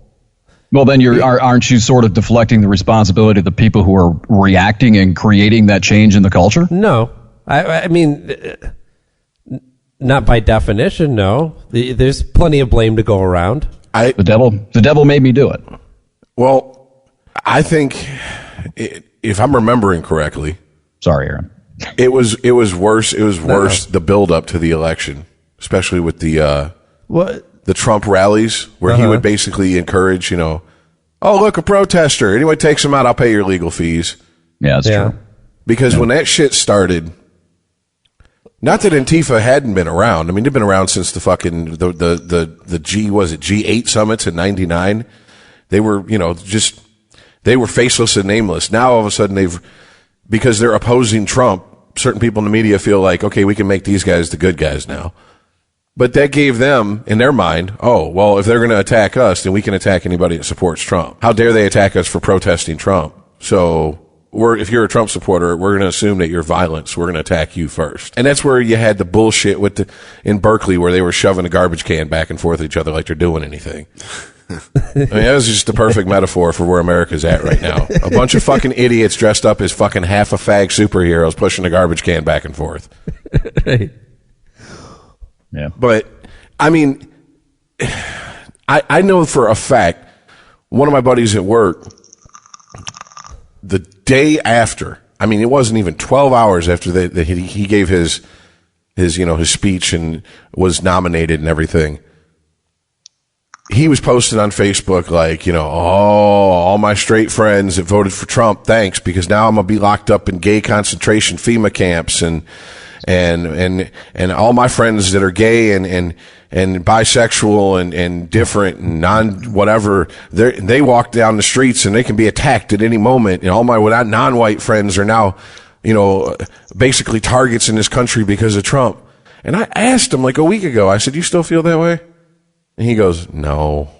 And I was like, why you say it like that? He goes, because I was overreacting. I was like, of course you fucking were. Duh. Did this shit happen with Bush? Did this shit happen? Oh, they're going to put us in FEMA camps because of fucking Katrina. Oh, shit. Nothing. Obama. Oh, man. He's going to come for your guns. Everybody still got their guns. Death panels. Death panels. Oh, shit. Panels. Forgot about that. All that good shit. And then half the shit the Republicans said was going to happen under Obama, such as single-payer health care, increased welfare benefits and all this shit, never came to happen anyways. He just set it up to insurance companies can get fucking paid, and it's a law that you got to give them your fucking money now. That's all he did. He put a tax on you to exist in this country. How is that a progressive liberal idea to fucking basically go and tongue fuck the insurance company's shitty asshole? and hand them money for the privilege of it. But that's what he did. So it's fear mongering, man. It's fear mongering. And he deported the most people more than any other president. Then, yeah. That was one of the things that was shocking about Bush is that he actually had a decent amount of support with the Mexican population in his Bush home state. the one who started DACA? Oh, yeah. Mm-hmm. Yeah, I think he was. Wasn't DACA? Was that Obama or Bush? I think that was Bush. That was Bush. And then Bush Obama rebranded it the Dreamers, et cetera, et cetera. But I mean, honestly, that's one of the things I was trying to say the night we did the live broadcast, because once it became pretty fucking clear, unless a miracle happened, an act of Zeus or whoever, he was going to be elected, like the air was sucked out of the podcast. And I was like I was trying to be the beacon of hope. That's how you know that the air was sucked out of the podcast. I was like, guys, does our lives really change by who's elected, really? I don't think so. A lot of people were afraid it would. I think maybe the one tangible thing that, and it's really a stretch, I think, to call it tangible, is the effect on belief in the system and belief in the institutions. And that was eroding long. I mean, it was eroding long before the election, and I think that's largely a reason he was elected, is people just gave up on their government. Said, let's try this motherfucker. Can't be any worse than that. But he's an embarrassment. As a representative, as a symbol figure, as a face of the country, he is an embarrassment. Yeah. Every time I see him on TV, some news, whatever, I still, a year and a half later, think to myself, they're going to fucking teach little kids that he was one of the fucking presidents. He's going to be he's going to be shown in a textbook on the same page with John F. Kennedy, with Reagan. Guy who had to fire Brett Michaels. With FDR, Teddy Roosevelt, Lincoln. Yes. Jefferson, Washington, Donald. He's going to fucking be Trump. there. We're McCountry. Yeah. And I think that's I guess, I don't know. My life hasn't changed. Actually, it's improved. I got to say, it has gotten better for both of us, both me and my girlfriend. And beyond that, though, I've never been, even under Bush. Bush was a buffoon. He couldn't construct a proper sentence, but he was freaking Cicero compared to this guy. And I think that's the one thing that oh my God, I can't believe we elected him. I understand why we did it. The alternative wasn't really. You're given a choice between the shrew and Donald Trump. But we essentially elected a game show host. The Celebrity Apprentice was a game show. Yeah, and I think that's the damage. I think that's the one tangible thing that I can think of that just... guys, you got to... No faith. You have to remember that our generation, Generation X, the millennials, we pretty much grew up on reality TV. At least to some extent, it was around in our teenage lives for us. It's been around in their lives. Millennials, almost all their lives, since they can really remember. But I'm not a reality TV watcher, but I've seen that first season of Real World. Exactly. You've seen an episode of Cops. Everybody knows Puck. You've seen an episode of Cops. Right. Jesus. Even if you didn't want to, you've seen it. Even I know who Puck hits. It's disturbing. Yeah. And I mean, it's not really so far out of the norm, especially when you have now celebrities who are famous for being famous. And Trump is the king of that. I don't really think you would have the Kardashians like you did if you didn't have someone who could brand himself like Donald Trump before they came along. Because it was, even if they took his core idea and they changed everything else about it. You didn't see Howard Hughes doing game shows and shit. Until he was president and The Apprentice. Before he was famous for being a rich guy. That's all he was famous for being for. Super rich guy. Right. He would fucking pop up in music videos. Yes. Why? What does he do? I don't know. He's just fucking rich. He was Donald. What was Home Alone 2, where he's in New York and he just runs into Donald Trump? Right. Yeah. Okay. I mean, he was on wrestling. It was Howard Stern. He was an establishing shot for a movie like this takes place in New York. Right. Exactly. There's Donald. I mean, there's the Empire State Building. Yeah, and Statue of Liberty. And just like you, Todd, I'm like, I understand why he was elected, but it's like, oh. Why'd it have to be him? Really? I mean, when you said embarrassed, that's pretty much, that is exactly, like if people go, like I have friends that go, man, I fucking hate Donald Trump. I mean, talking between their teeth, hate. And I'm like, I'm so fucking embarrassed he's our president. Like, I don't even know if I can hate him because part of me thinks he's good at, he's a good enough businessman to brand himself and ride that bullshit wave to the White House. But he's not a really good businessman. He's just a good huckster is what he is. He's a good PR guy. He's a good public relations guy. He knows how to publicize himself. Wait, we're in acceptance right now, it seems to be. Denial, there's a lot of anger, depression. There's a lot of talk about how, look, this is our reality, and at least we're learning to understand it. It's not about normalizing the concept of Donald Trump as president. It's about understanding how we got to this and understanding that Donald Trump represents a part of the country that we'd rather not think about. Let me rather just pretend doesn't exist. That's a stereotype on my sitcom. That's not a real person. Right. Let me add this, though. I'd like to take that back. I wonder if we're getting to the point where you're right, that we've moved through certain stages. And we're seeing, because I was talking earlier about this little movement that I'm sort of sensing. None of these people, or very few of these people, are diehard. They don't stand for Trump for the most part. I don't see a lot of people that are having these conversations and making these proclamations that are saying, God, Donald Trump is awesome. What I'm seeing is a moving away from the alternative. That really isn't an alternative in the left.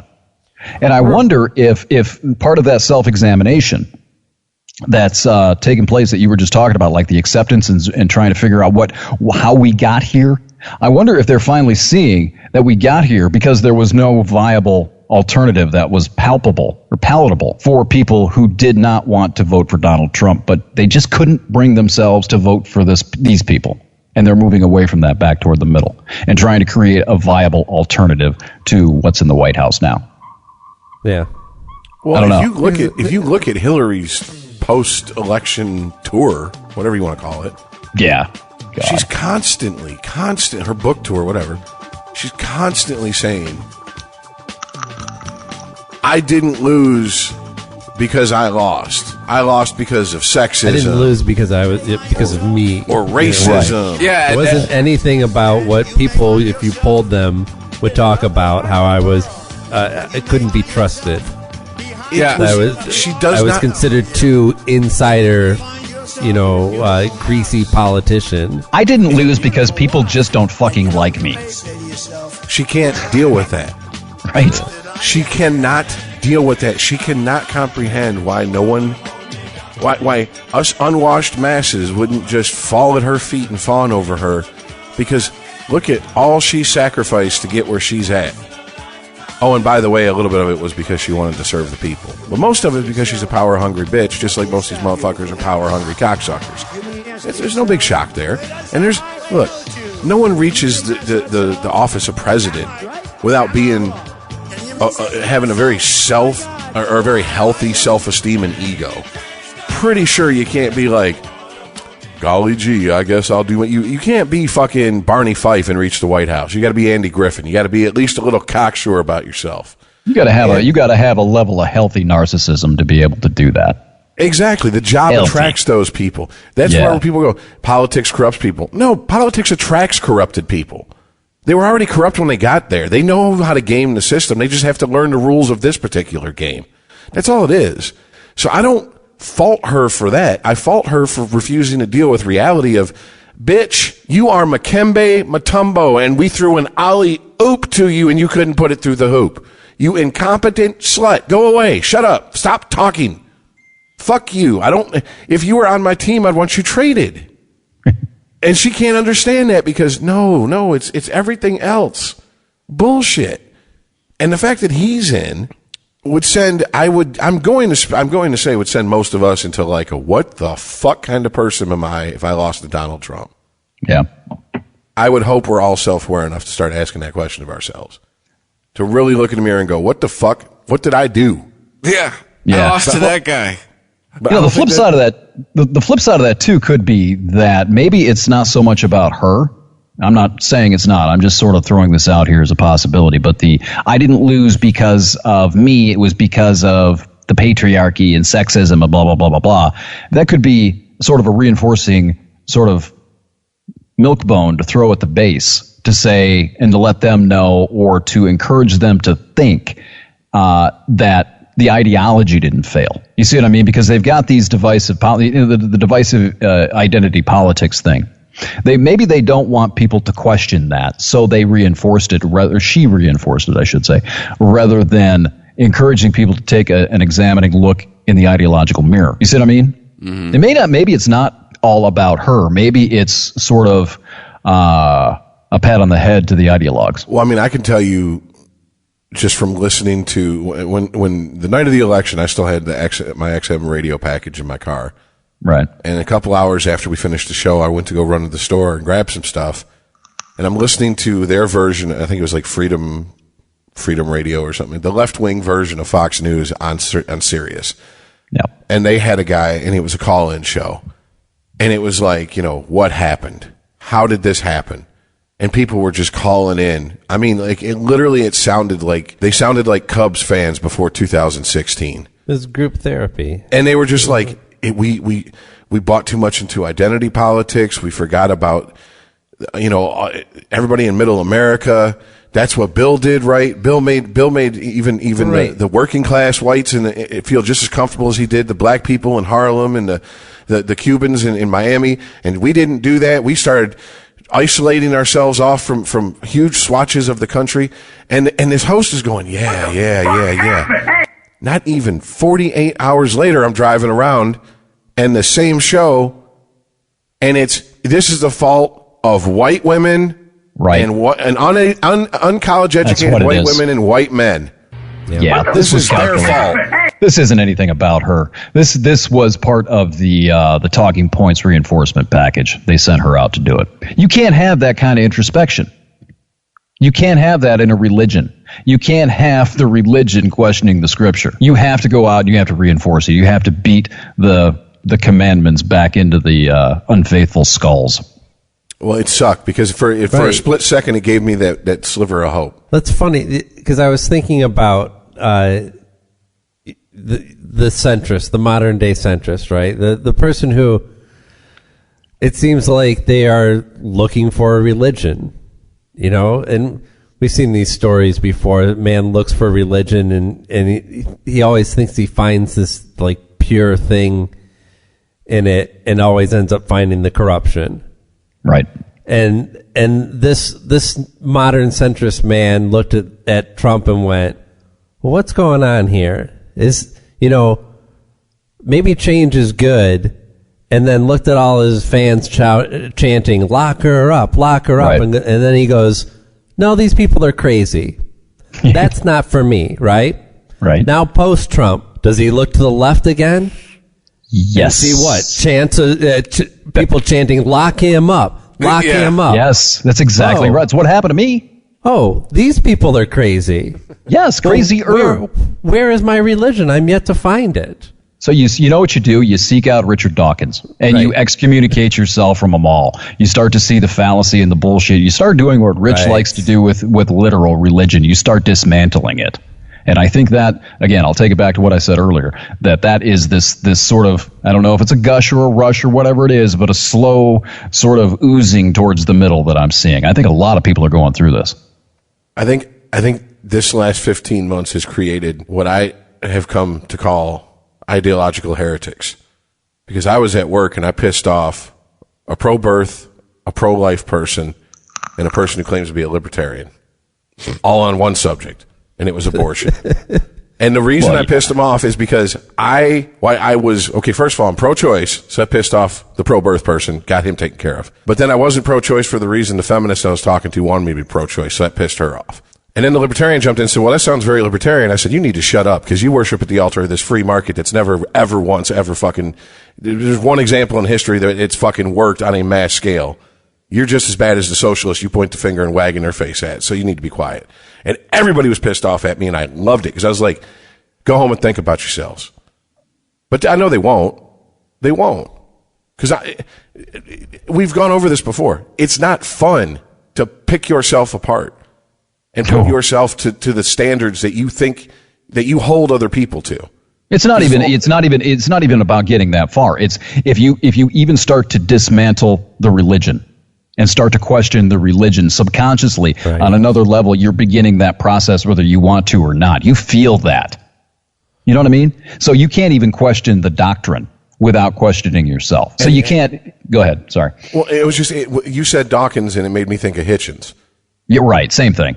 I always loved Hitchens because Hitchens Sam just came Harris. out there and laid it out like he sees it, and he didn't care if he pissed the crowd off. Yeah. It did not matter one bit to him.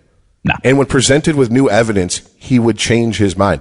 He was so fucking. Did you ever see him get waterboarded? No.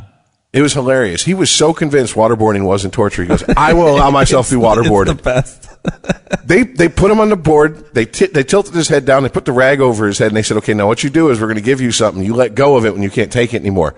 They poured that water on him for literally half a second, and he was letting go of that shit. He got up and was like, "That's torture." Yeah. He's like, "I'm sorry. That's torture. I was wrong." And to people who respect someone who will take new facts and data and assimilate it and change their viewpoint based on these facts and this data, they respected him. To the people who hated him, and there was lots on the right and lots on the left, he's a flip-flopper. He's a pussy. Yeah. He's a spineless jellyfish. Look at this fucking fag. He won't even fucking take a side. Yeah, but if you want to organize people, if you want to get a movement going, introspection is your enemy, right? If you you just need people to fall in line. Yep. Adhere. I mean, especially if we want to continue with the religious analogs, you should consider your own actions and then ask God for forgiveness, right? That's the ultimate judge of it. That's ultimately you're giving up part of that responsibility. Religion doesn't want you to be introspective because you're going to eventually realize that they're feeding you a bunch of bullshit. Well, it also doesn't welcome questioning. Yeah. Right. Well, there's no proof. There's no proof that can be provided. And if you start asking questions, eventually you're going to say, prove it. Yeah. And when you, and that's one of the things I say when I look at people and they go, I'm an atheist. And I'm like, okay, cool, whatever. And then we start talking about, political beliefs. And I'm like, you realize you're talking about your political beliefs just like a Christian talks about their religious beliefs. They're like, yeah, but mine are based on facts. And I'm like, really? Are all of them based on facts? Because I can point you in a direction that's going to blow your mind and prove that half of what you just spewed was bullshit. You're still taking it on faith. Have you done any of the legwork yourself? If someone told me that 2 doors over in the backyard of our neighbor, there was a fucking tree that was growing money, you best believe my fat ass would get up and waddle over 2 doors over into the neighbor's yard and be like, you got a tree growing money over here? You won't miss a couple of these leaves. Rent is paid. You know what I'm saying? Like, are you kidding me? But oh, really? That's nice. Great. Wonderful. What proof have you been given? Well, I read it on Huffington Post, or I read it in Breitbart. And look at your sources. It's not hard, folks. It's real easy. It just takes a little bit of effort. And I get that you know what? If you don't want to fucking dip your fucking toes into this pool, then stay the fuck out of the way of people that do. Stop gumming up the works. Stay in your lane. Mm-hmm. Like the Marine Corps, Corps used to tell everybody, lead, follow, or get the fuck out of the way. Well, all right. I will take exception with only one thing you just said. It's not easy. Because cutting through, again, I'll go back to what I was talking about last week, cutting through the bullshit and figuring out what's bullshit, what's actual fact, what's fiction, what's propaganda, what's disinformation, however you want to look at it, whatever name you want to give it, cutting through that to get to the raw data, the raw truth, reality in this day and age is excruciatingly time-consuming and difficult if you're actually trying to get to the truth. Okay, you're absolutely right. What I meant was, it's not like you have to go to the library and look up books on microfilm and know the Dewey Decimal System. Right. Technologically, it's easy. Yes, it's easy to get access. It's easy to get access to data and information. Now, sifting through it, and figuring out what's bullshit and what ain't ain't easy.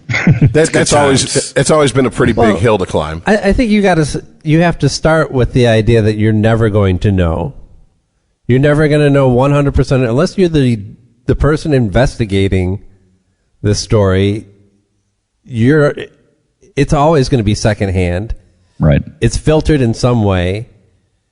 You can get as close to the truth as you can imagine, but you're never going to know 100%. Well, that's the problem. People do understand that, I think, and that leads people to give up. I think people do completely understand that. So they just say, fuck it. I like these guys. They like me. They like white people. I guess I'm a Trump person. Or I want to feel good about myself because I want to say that I appreciate diversity and equality, so I'm a Democrat. If you can't get to the truth, then you've got to cling to something. And Rich, this is religion. This is the benefit of religion. This is why it hasn't gone away, and it's not going to go away, because people can't get to the truth of their existence. They have to have something to answer the questions to ease their mind and let them get on with their lives. They can't accept, I don't know. Exactly. Yeah, I know, and I live in a world I don't know, so that's my problem. Everybody else is saying I'm the crazy one. That's how I know that I'm crazy. But I accept it. That's the thing. Chris, you nailed it. Nobody can sit there and say in this day and age, and to themselves or anybody else, without fear of embarrassment or shame, I don't know. You can't sit there and say to a green tea bagger, I don't know if Trump colluded. Oh my God, haven't you read anything on Huffington Post this week? And you can't see, same thing, you can't say it to a Republican, a Trump adherent. Oh, you've been listening to the fake news, lamestream media again, ain't you? You can't do that. You cannot safely say in this day and age, I don't know. It's difficult because it's been vilified just in our everyday life, in our interactions. I have to be conscious at work sometimes and say actively, instead of saying, having some excuse for why I don't know this or that, I don't have this prepared. I just have to straight up say, I don't know. I need to be told. I need to be taught at this point. At that point, though, you got to be real careful, because there's going to be all sorts of people who want to fill that vacuum, and you're going to be nailed. You're going to be flooded with the stores of disinformation material that they put together. If you say, I don't know, let me tell you. Oh my God! That to me, I just sort of I'd almost rather just shrug my shoulders and walk away than have to endure the deluge of disinformation that people will want to fill this I don't know vacuum with. That's another problem with it. People are always eager to propagandize you if you admit anything and any sort of insecurity as far as your knowledge goes. Todd, I'm sitting here. I'm turning over what you said in my head. What you said a few minutes ago in my head about how that's how people reach religion, because they're afraid of I don't know. Yeah. I guess my version of that, or maybe it might be you guys' version of it too. I don't know. See how hard was that? And I swear it wasn't. Well, let me tell you what I do. Sorry. But my version of it is I just don't care anymore. All this talking gets us nowhere. All the protesting gets us nowhere. All the voting gets us nowhere.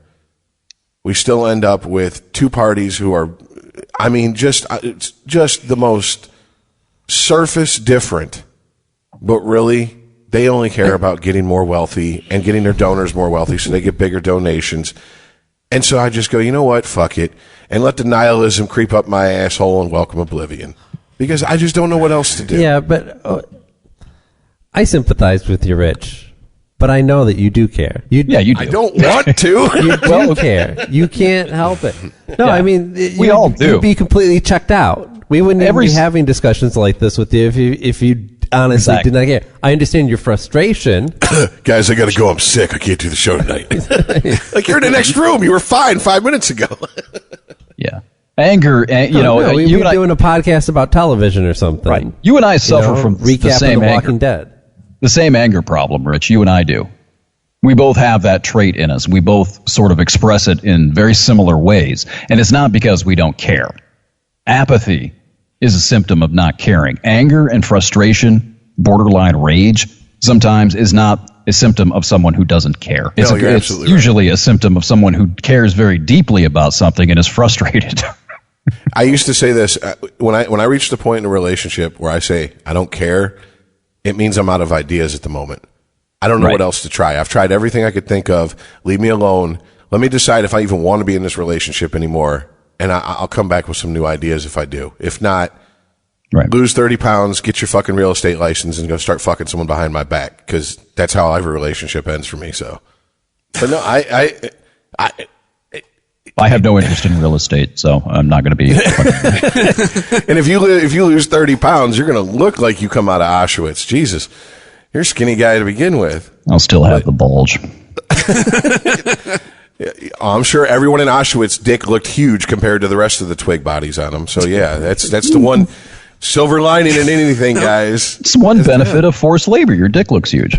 Yeah. You don't have you're shooting dust out of it, and you don't have the energy to use it, but it looks big in the shower. I tell you, nothing but skin and bones over here. I've been thinking about putting together. Big as ever. I've been thinking about putting together a new demo reel, and that's the one thing about forced labor. Your dick looks huge is going to lead it off. That's my new air check. One thing about Auschwitz, their cocks looked large. They didn't have an obesity problem. Give me all the prime jobs. Yeah. Would you like to do mornings at an oldie station? In West Bloomfield? Yeah. Auschwitz in the morning. But okay, all right. So because I really wanted to get to this, because Todd, you called it the Todrodamus or whatever. Todrodamus, yes. Okay, Thank you. Called it. Who's that beast at Fresno State? I can't remember her name. Whatever. Yeah, whatever. Yeah, the woman who was hoping that Barbara Bush would rot in hell. Yeah.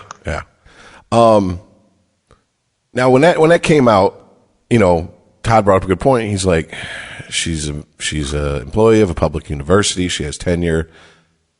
Technically, there could be First Amendment issues if they fire her for something she said, because it is a public university. Right. So they decided to say, we're doing nothing. We're just doing nothing. Whatever. Nothing's going to happen to her one way or the other. My problem with that is that a couple days after we recorded the show, there is a video, an audio interview of her calling for people to, quote, chuck grenades into Richard Spencer's house, to buy guns and commit acts of violence against people who she considers, basically white males who she considers the enemy. Now, isn't that calling, isn't that it's inciting violence or a riot.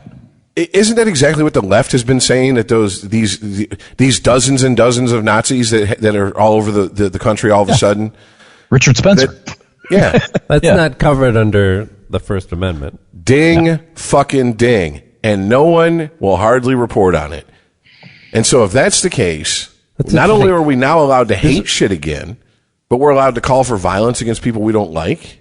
Until violence actually starts happening, yeah. This was on a podcast that she was... This was a YouTube video. It was a... Oh, it was a YouTube. It was her, the interviewer, and in an auditorium. And she said a bunch of crazy shit. She come off as very manic, like she was in a manic state. She was like, I hate white male patriarchy, and I hate white males, but then I end up with a white guy's dick in my mouth. It's crazy. I don't know. Was this somebody's cell phone video from the audience that recorded this, or was this a recorded event? No, this was a clear recording. Okay. And I mean, I'm like, okay. And through her tirade, she said, why are we not right now?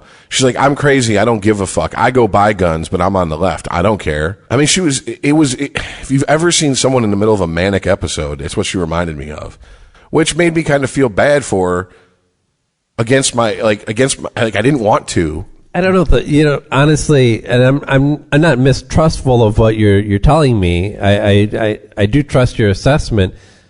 But you were wondering if she's saying it in a joking manner? Whether this falls under free speech or not is such a thin line that you really have to parse every word. Like, I'd want to... I gotta actually watch this if I'm going to form an opinion as to whether this is protected speech or not. My question is... saying buying guns, stockpiling guns, having weapons, any of this talk about weapons, all that's covered... The minute you say somebody should lob a grenade into Richard Spencer's backyard, then you're not. Exactly. Right. See, this is, and my point is, if this was Milo, Gavin McInnes, one of the well-known right wing trolls, which I consider basically her mirror image, if they'd have said, "Why aren't we lobbing grenades into Rachel Maddow's house?" Oh, this would be something we almost led the podcast off with. This would be something to be all over the news. This is the problem. No consistency, and that's one of the things I'm coming to understand. That's what I want. Give me consistency across the board. Well, you can't have it. You can't have it because you're not functioning. You're not dealing with people who have a common set of facts and a common basis in reality. Yeah, and I'm with you on the consistency thing. I think sometimes we take it too far, though.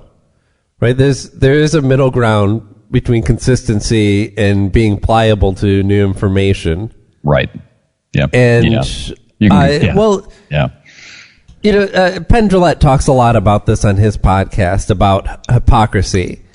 How he feels like that is the ultimate evil these days, is to be a hypocrite. And the idea that, there's a conservative politician who's, backing this anti-gay legislation or whatnot, or is very outspoken about being anti-homosexuals, and then turns out to be gay, right?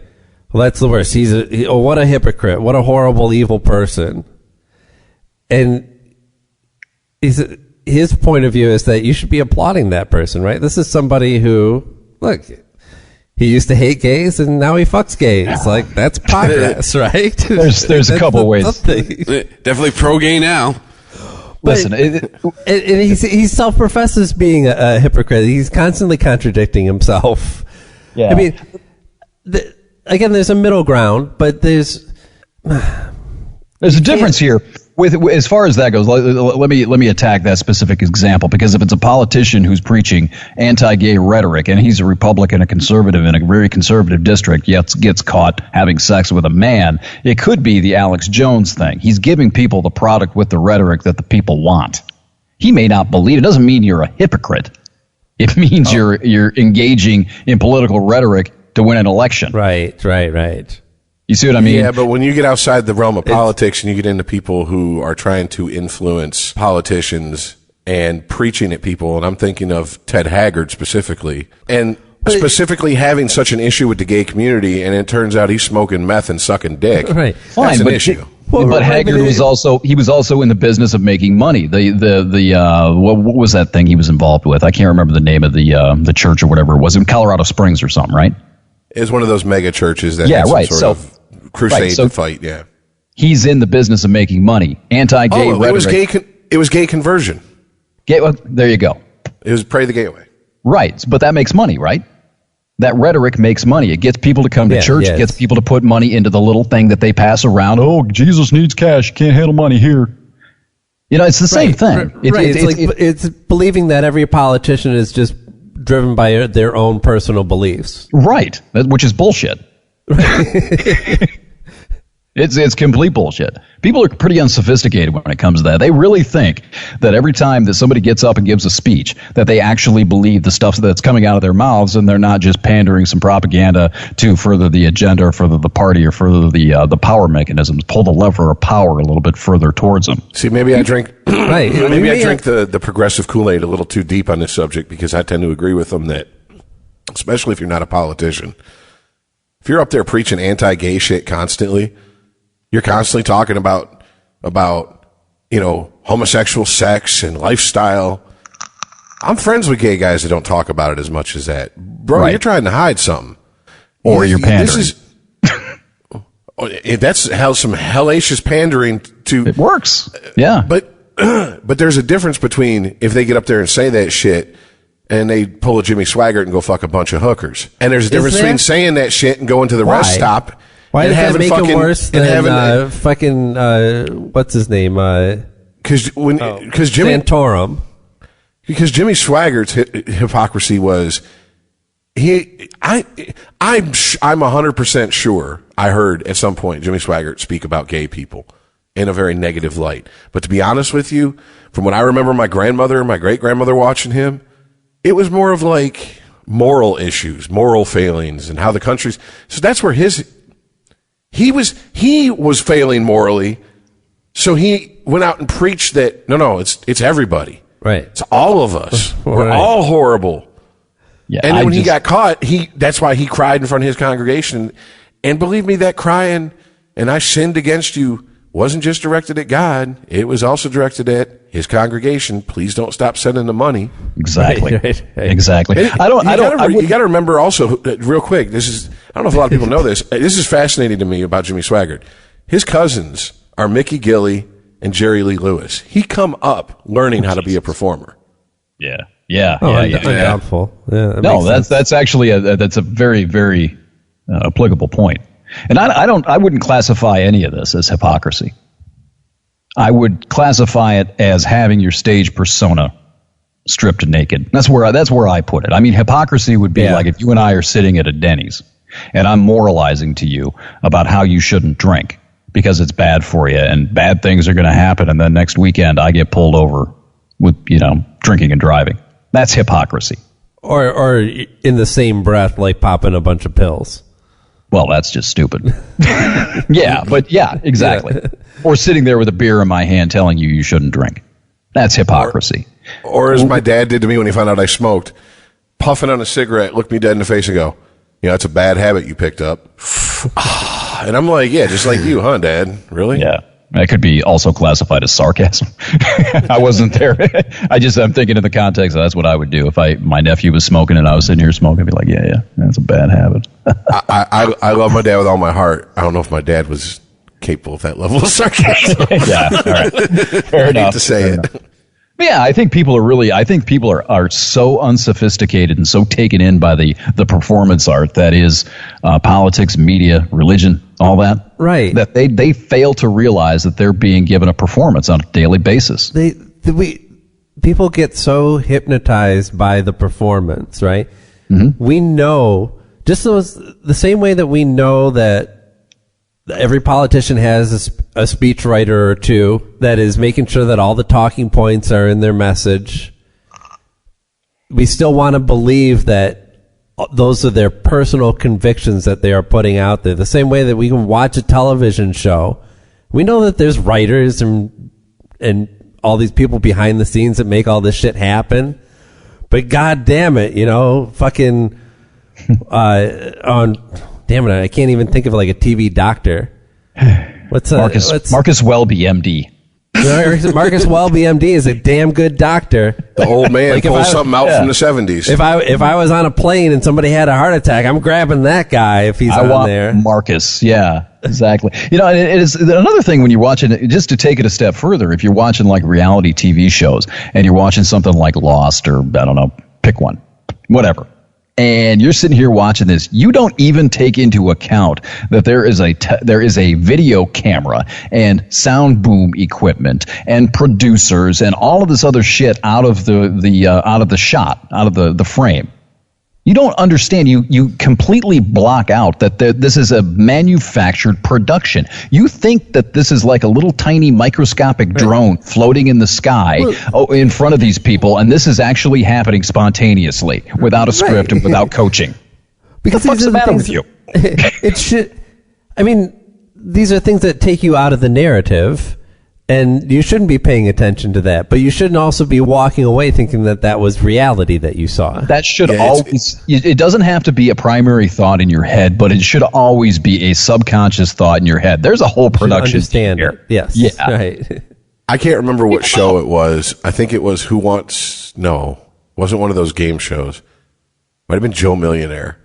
But when they would run the credits, I think Drew and Mike pointed this out because they were obsessed with that show and talking about it when it first aired. But when they ran the credits, they were watching it and they said, hold on a sec, pause it. Writers. What do you need writers in reality TV? Yes. They don't even hide it. Not anymore. No. They don't have to. This is WWE for people who think wrestling is too beneath them. That is a really good way to look at this. That's a very good metaphor, an analogy to make. And to me, it's like, at least WWE goes, hey guys, it's really all fake. You have to look at everything as though it's the WWE or WWF. Did Hulk Hogan really spontaneously body slam Andre the Giant without Andre knowing it was coming? Yeah, and on top of that, could Hulk Hogan have body slammed Andre the Giant if Andre the Giant said, "You're not body slamming me"? Right. He helped him. Right. There was a little bit of Andre might not have had good ups, but he helped him. There was a little bit of lift off when he started. Okay, brother, 1, 2, 3. Oh, Yeah, I mean, if you take that context, if you take that attitude and that, you have that picture in your mind. Whatever you hit the on button on your remote control, wherever you're at on television, unless you're watching maybe a Tiger game, something like that. If you take that and have that image in your head and that concept in your head, you'll probably see things a whole hell of a lot differently as you're watching. Politics, for sure. Even if you take it out of the realm of politics and reality TV and wrestling and all that shit, look at it. There are whole genres of porn that try to play it off like, don't you ruin my porn? No, you don't. No, fuck you, Rich. You're not ruining my porn for me. Hang up on him. I'm sorry. She really wants me to watch. She's looking at me. God damn it. But no, I don't know what POV means. Like this is, yeah, exactly. But I mean, it's like, this is like, oh yeah, this is a true amateur. She's never done this before. Meanwhile, I go in the comments. What's her name? Cut. Paste Pornhub 400 videos. Yeah, this is an amateur, all right. Right. She has her own entrance on IMDb as a porn star. Yes, this is an amateur. First time anal, and then she's like writing it. But she's got a flock of sparrows flying out that asshole. Come on. I mean, but there's also this search for genuine reactions in porn. Mm-hmm. Like whether it be rough shit or BDSM or whatever. And I kind of think that's where I'm guessing that's where the attraction comes from. I can't get into BDSM because I think all the dress up stuff makes me feel like it. I'm like, okay, first of all, me and leather, that many cows should never have to die for me to get off. I mean, if it was like a matter of staying warm or dying, there's a field of dead cows somewhere. But just for me to jerk off, no, I don't need it. You know what I'm saying? Just to get a nut. Right. But I think that's what they're looking for. They're looking for genuine reaction. Because when you I've had some chicks that were into this shit, and I mean, I've been like, watching porn, or no, I'm talking like they're into it in real life. Like they got the cat of nine tails, they got the fucking paddles and shit, and they're like, and I'm like, all right, I'll let you try it. Whack! And I'm like, bitch, you hit me like that again, I'm gonna knock your teeth out. That shit ain't no joke. I mean, like, my safe word is, bitch, you gonna fucking have a wired jaw. That's my safe word. Stop. Yeah. I mean, so that's how much even if it's just a subconscious level, I think we as a society realize we are just wallowing in bullshit and just nothing genuine. And the problem is when you find someone who wants, not a truth seeker, not someone who's came to a conclusion and is looking for things to prove their conclusion right. Someone who just wants honesty. Authenticity, thank you, because apparently my vocabulary stayed in the third grade. It's frustrating. The only reason I threw authenticity out there is that I've overused that word for 15 years, and that's what I want. That's exactly what I want. Authenticity. I don't want to be lied to. I don't want people putting on a show for me. I don't like people that pretend to give a shit about something when all they're really doing is putting on a mask. Absolutely. That's one of the reasons, and I know it's going to sound like a joke, and I guess it kind of is. That's one of the reasons I hate most of the white people I hate. White people, we love passive aggressiveness. And I hate that shit. Just say what the fuck you mean what you say, and let's get it over with. If we got to go outside and get in some gangster shit, let's get in some gangster shit. We're all guys, we'll be fine in 5-10 minutes. I have less of a problem with somebody who will look me in the face and say they hate me than someone who will pretend to like me and then I have to hear from somebody else that they're bad-mouthing me. Exactly. I can respect somebody who will just say, I don't like you, Todd. I'm not a likable person sometimes. I get that. You know what I mean? I understand that. I'm not for everybody. That's fine. But I cannot stand the inauthenticity of someone who will sit there, smile to my face, pretend they're my buddy, or try to pretend they're my buddy, and then go off and let me find out from somewhere else. That's the person I'll want to punch in the nose. So let me ask you a question.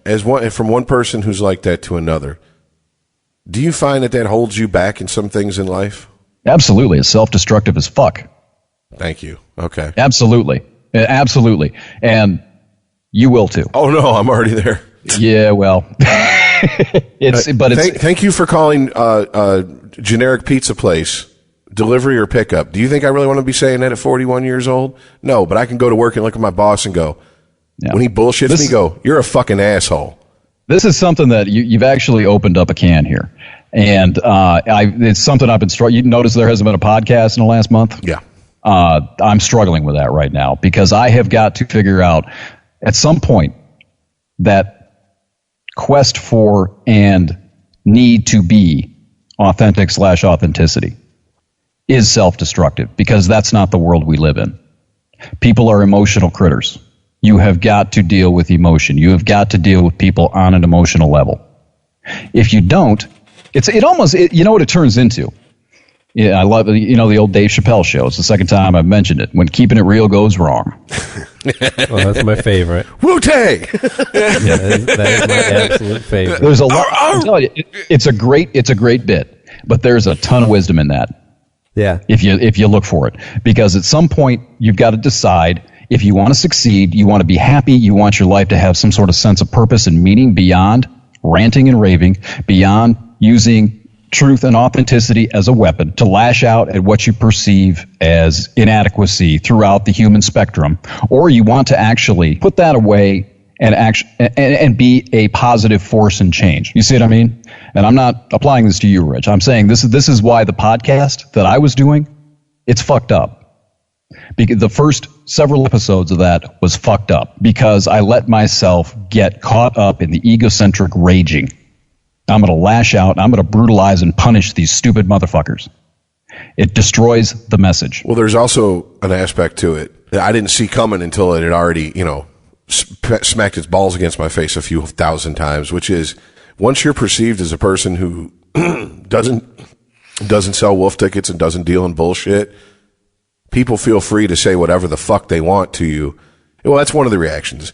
But that's the reaction that gets it makes it a self-perpetuating, like you're on a hamster wheel. Because the more people talk to you that way, the more you're like, well, then fuck it. Then I need to fucking talk to people this way. Yes. And then in turn, there's now a new group of people who come in and they go, half of them might say, I don't want to deal with that guy. That guy's an asshole. So they don't talk to you. They just, they do the white person when you hold a door for someone.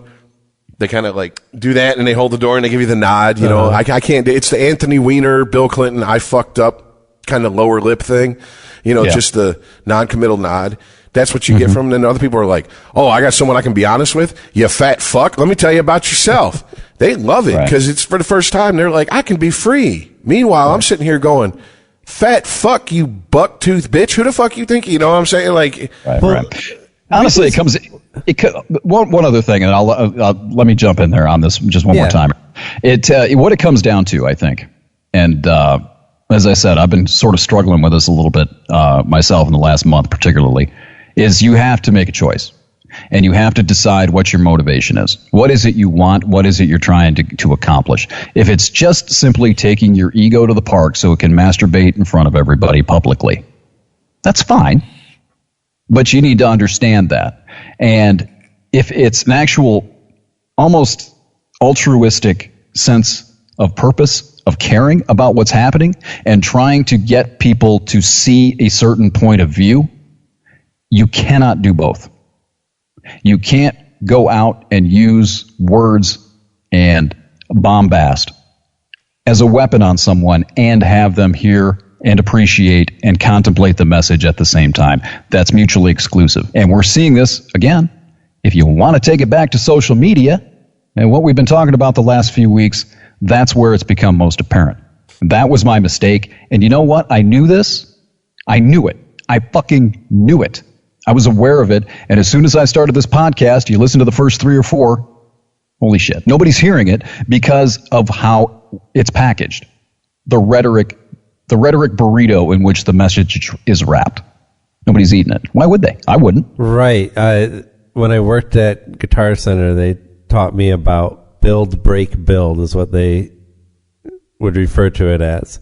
What's that? If you're going to correct their behavior, it's a compliment sandwich. You have to do the compliment sandwich. Oh, jeez, I fucking hate that. They used to talk about inauthenticity. And fucking hate that. They did that. I had program directors do that to me in the air checks. I knew it was there, and as soon as they started it, I was like, God, I'm not listening to a fucking thing you have to say. Right. If you want to give the dog a pill, you got to wrap the baloney around it. Right. Yeah, but it's true. But, speaking of authenticity, how does this apply to Trump? Like, is it possible that Trump won because he was a more authentic politician than Hillary was? He, for everything he is, he does authentic, whether it's contrived or not. Right. He does it well. And yeah, for all of his problems, I don't think sincerity when he speaks from the hip is one of them. No. And while there has been a lot of issues that he's kind of been all over the map on. Baby. There's some core issues that he ran on, and that's what the fuck he's doing. Well, as far as the inconsistency in ideology goes, I mean, that could be perceived as authenticity. He changes his mind. Right. Somebody could take it that way. I'm not saying that's what's going on, but someone could say, well, maybe he thought about it, and that's not how he feels today. Right. He's saying what's on his mind today. That's authentic. I don't know. But, I mean, if I was to look at it, these candidates as just people, I would feel like I understand Hillary more as a person and think that she's more authentic, not as a candidate, but just as a person.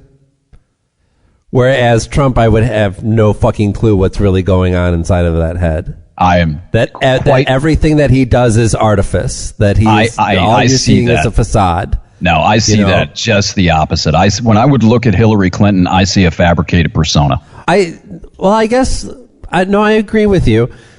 I see the fabricated persona, but I think there's so much about that fabricated persona that tells me actually about that person. How do you know that? You don't know it for sure, and you can't. But that's my gut feeling on Hillary versus Trump. To me, Hillary. To take it back to the WWE, Hillary reminds me of Vince McMahon when he took the microphone. I don't believe anything that came out of her mouth. Or maybe Mean Gene. God, I haven't thought of him. Is he still alive? She's the corporation.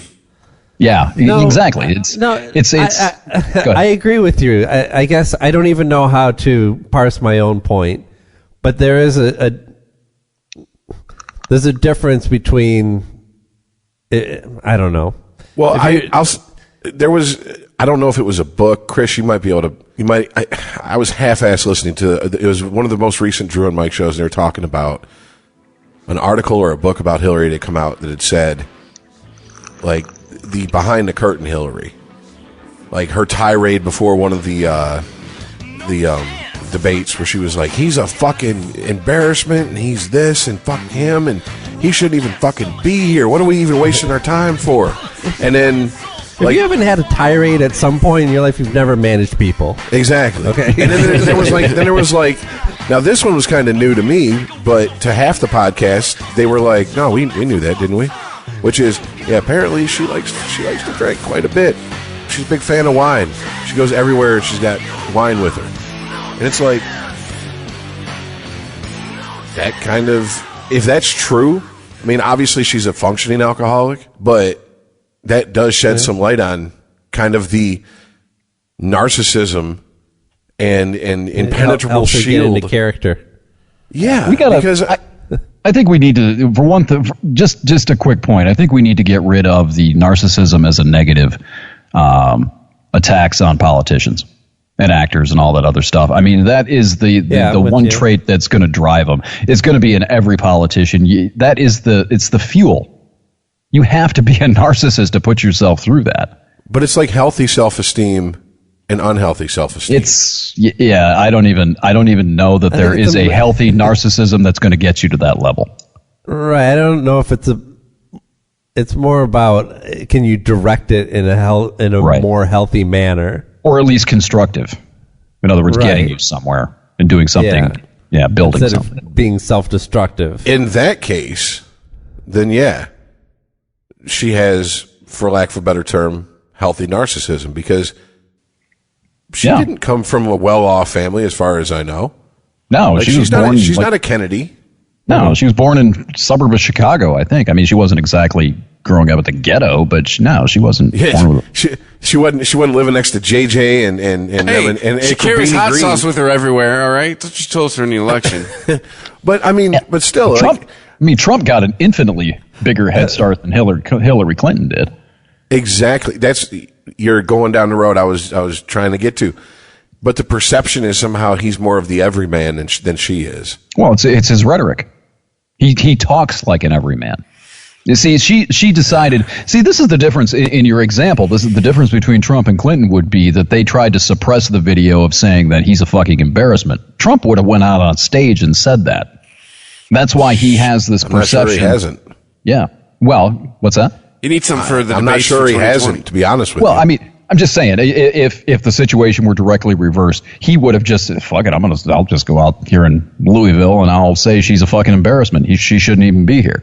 Whereas Hillary is worried about public image and the typical political bullshit, the PR bullshit. Everything's measured with her, right? So therefore, Trump with his $1 million or however $1 million inheritance he got to start his empire seems like a small loan of $1 million. Right. So he seems like the everyman because he'll just fly off the hip and talk like you and I. He talks like we do, man. Like you and I, the four of us do. Donald Trump talks like that in public half the time. Right? So he seems like an everyman. Whereas Hillary, if you put Donald Trump on this podcast, he'd fit. If you brought Hillary in and set her down with the four of us, she would cringe. She'd get up and walk out. She wouldn't sit through 10 minutes of this. She'd go, well, thank you for having me on. I appreciate it, but I have a meeting I was just told about by my aide. I have to go. You guys have a good one. Now, you boys don't forget to register to vote. And vote early and vote often. Right, and stay away from Chelsea. Oh, yeah, I mean, yeah, that's done. Yeah, that's the I guess, I don't know. That's the authenticity problem. Yeah, what was the meme I saw? It had a picture of Chelsea, big old toothy smile. It said she's so ugly that if you get a blowjob, it counts as anal. And I was like, God damn, that's kind of rough, man. I have nothing against that woman, Chelsea. Nothing at all. She needs to stay the fuck away from politics. That's the thing. She inserted herself into journalism. And was hired based on her lineage for a job that many more qualified journalists, she just hopscotched over, got in there, decided she didn't like it and said, oh, well, I'll try something else. And of course, every door opened for her as she walked through it. Yeah. So that you insert yourself into the public eye, you are fair game in my book. I'm fair game. We're all fair game. Not me. I mean, anyone can record anything. I'm Todd Stradamus, damn it. I am not fair game. You'll treat me with the respect I deserve, bitches. Okay. Anyone with a YouTube account can record this, download it, chop it up, and critique us and rip us apart from a one-sided point of view. Can take a 5-minute excerpt. Pick an episode. There's so many of them. Spend an hour ripping us apart with scripted points that they know will never be contended because we'll never hear of their video. So yeah, it happens. Dude, I'd love somebody to do that just to know somebody's fucking listening. You know, I'd love to see that happen. But that's the problem. That right there to me is the problem. And when I get to the point of why am I doing this anymore, I just try to remember that we're not selling McDonald's and we're not selling Whole Food. We're selling, you're going to have to go to the grocery store, you're going to have to buy your own food, and you're going to have to make it. And you can make it as healthy or as unhealthy as you want with the ingredients you have at home. Right. And most people, if they listen to us and they agree, they go, yup, now what? If they disagree, they go, fuck these assholes, and move on. Right. I keep thinking of Bill Hicks when I think about the pod. This podcast and mine it's a bad dollar in today's culture and today's environment. I guess that holding a mirror up will not make you a lot of money. It will not get you a bunch of listeners. People want to be reinforced. They're used to it. And then there are millions of podcasts out there. You can go find somebody that agrees with everything you say. Yeah. Yeah, but this is what keeps me going. And I don't mean righteous in a religious way. I don't even, righteous isn't even the right word. It's one place I can be genuine for a few hours a fucking week. Right. And if one of you guys disagree with me, we hash it out, whatever. No big deal. No one's friendship's over with. No one's got any block user in their future. No one's accused of preferring the company of men to women. None of that Except shit. Aaron. Just Aaron. I think Aaron would clean up if Aaron was bisexual. I think that's the thing, man. You got to open. You should try it. You should leave Anna Kendrick the fuck alone. She called me this week, by the way, Aaron. She wants you to stop bothering her. And isn't the term pansexual now, Rich? No, and I'm glad you brought that up. Aaron, were you the one that shared that, or was that you, Chris? It was me. Was it about Janelle Monáe? Yeah, saying she's pansexual, which is this is one of the things I find interesting about this is that we had a guest on who I've known most all her life. She's a daughter of some friends of mine, and she's pansexual. And what does that mean? Please help me out. What does it mean? You're going to have to wait because I still don't know. Well, it means you don't say no. We let her explain it, and I understood what she meant. She meant, doesn't matter if it's a man or woman. I don't really have a preference. Doesn't matter if they're transgendered. If I'm attracted to them, I'm attracted to them. Nothing's off the table because of sexual identity, gender, whatever. And I was like, okay, if that's the case, what's the difference between that and bisexual? And the way it was broke down was bisexuals usually tend to prefer one sex over the other. A lot of bisexuals don't want to be with someone that's trans. And I'm like, that doesn't make any sense. If they're willing to fuck a woman when she's a woman, then why won't they fuck a woman when she transitions to a man? But whatever. So that's what I thought the definition was. Yeah. Then I went online and I looked it up, and apparently this word means whatever you want it to mean. I mean, everybody's definition is different. The definition who was it in that article? You just said their name, Aaron. Janelle Monáe. Her definition was completely different from Monique's. I don't know anymore, Todd. I can't. So give you an answer. They can't even agree on the made up words. The definitions of their own made up words. All words are made up. Come on now. Yeah, whatever. But no. You're absolutely right. You're absolutely right. It's that there's not a consensus on the definition of the word, and so at that point, I'm going to look at somebody and go, if you're going to tell me that this is what you are, I have no clear-cut definition. That doesn't even count as coming out, then, does it? Not really. Right. And I mean, this is something that I kind of talked with Corey about, and it was like, it's coming out. Do you even really need to do that anymore? I just assume that anytime I see a picture of a hot-looking chick and she's looking over her shoulder online, I assume if she turns around, she's got a big old fucking dick. That's how the internet has ruined me. I just assume everybody's trans, everybody's gay, because apparently all of us are fucking gay, all of us are trans, all of us are bi, all of us are all this shit. If you go by what the media says, because they can't stop talking about this percentage point of people, like they're the majority.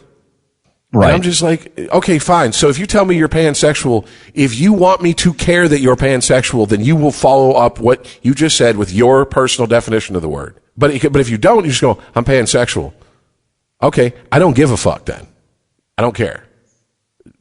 Period. Do you want to fuck me? No. Well, then I don't care who you fuck. Right. It's real simple. This is kind of a deeper conversation reserved for somebody that you're actually friends with, right? Who gives a fuck if she's pansexual? Exactly. But here's the problem. When I'm meeting people, for you, 99.9% of the people who care whether Janelle Monáe is pansexual or not are not going to be able to fuck her. Well, here's the thing. That's had no chance either way. This doesn't open up for anyone. Like, now I've got a chance. That's one of the things I asked Corey when we did the podcast on Sunday. I said, does it piss you off that once you tell a certain segment of people who have a certain mindset that you're gay, that becomes your defining trait to them? Doesn't matter. Tell me about Corey. Well, he's gay. First words out their mouth. And it's like there's nothing else to you? Or even worse, like my gay friend Corey. Well, if it has to relate to he's gay, I gotta fucking say, yeah, he's gay. Because if not, it's gonna be like, why are you and a straight guy talking about fucking a guy in the ass and getting a guy's fist up his ass? And I'm like, because he's not straight. Did I not make that clear at the beginning of the conversation? But no, seriously, I don't go, my friend Todd, he's straight. So we were talking about banging Quiff, and no, it doesn't matter. And I'm like, doesn't it irritate you? And he goes, a little bit. He goes, it's just as irritating as you go to someone's profile and it says pansexual, non-binary, gender fluid. And he's like, I'm like, that's a lot of words just to say mentally ill, isn't it? Like, I just want attention. The odds that you have all of these things are so fucking slim. It is ridiculous.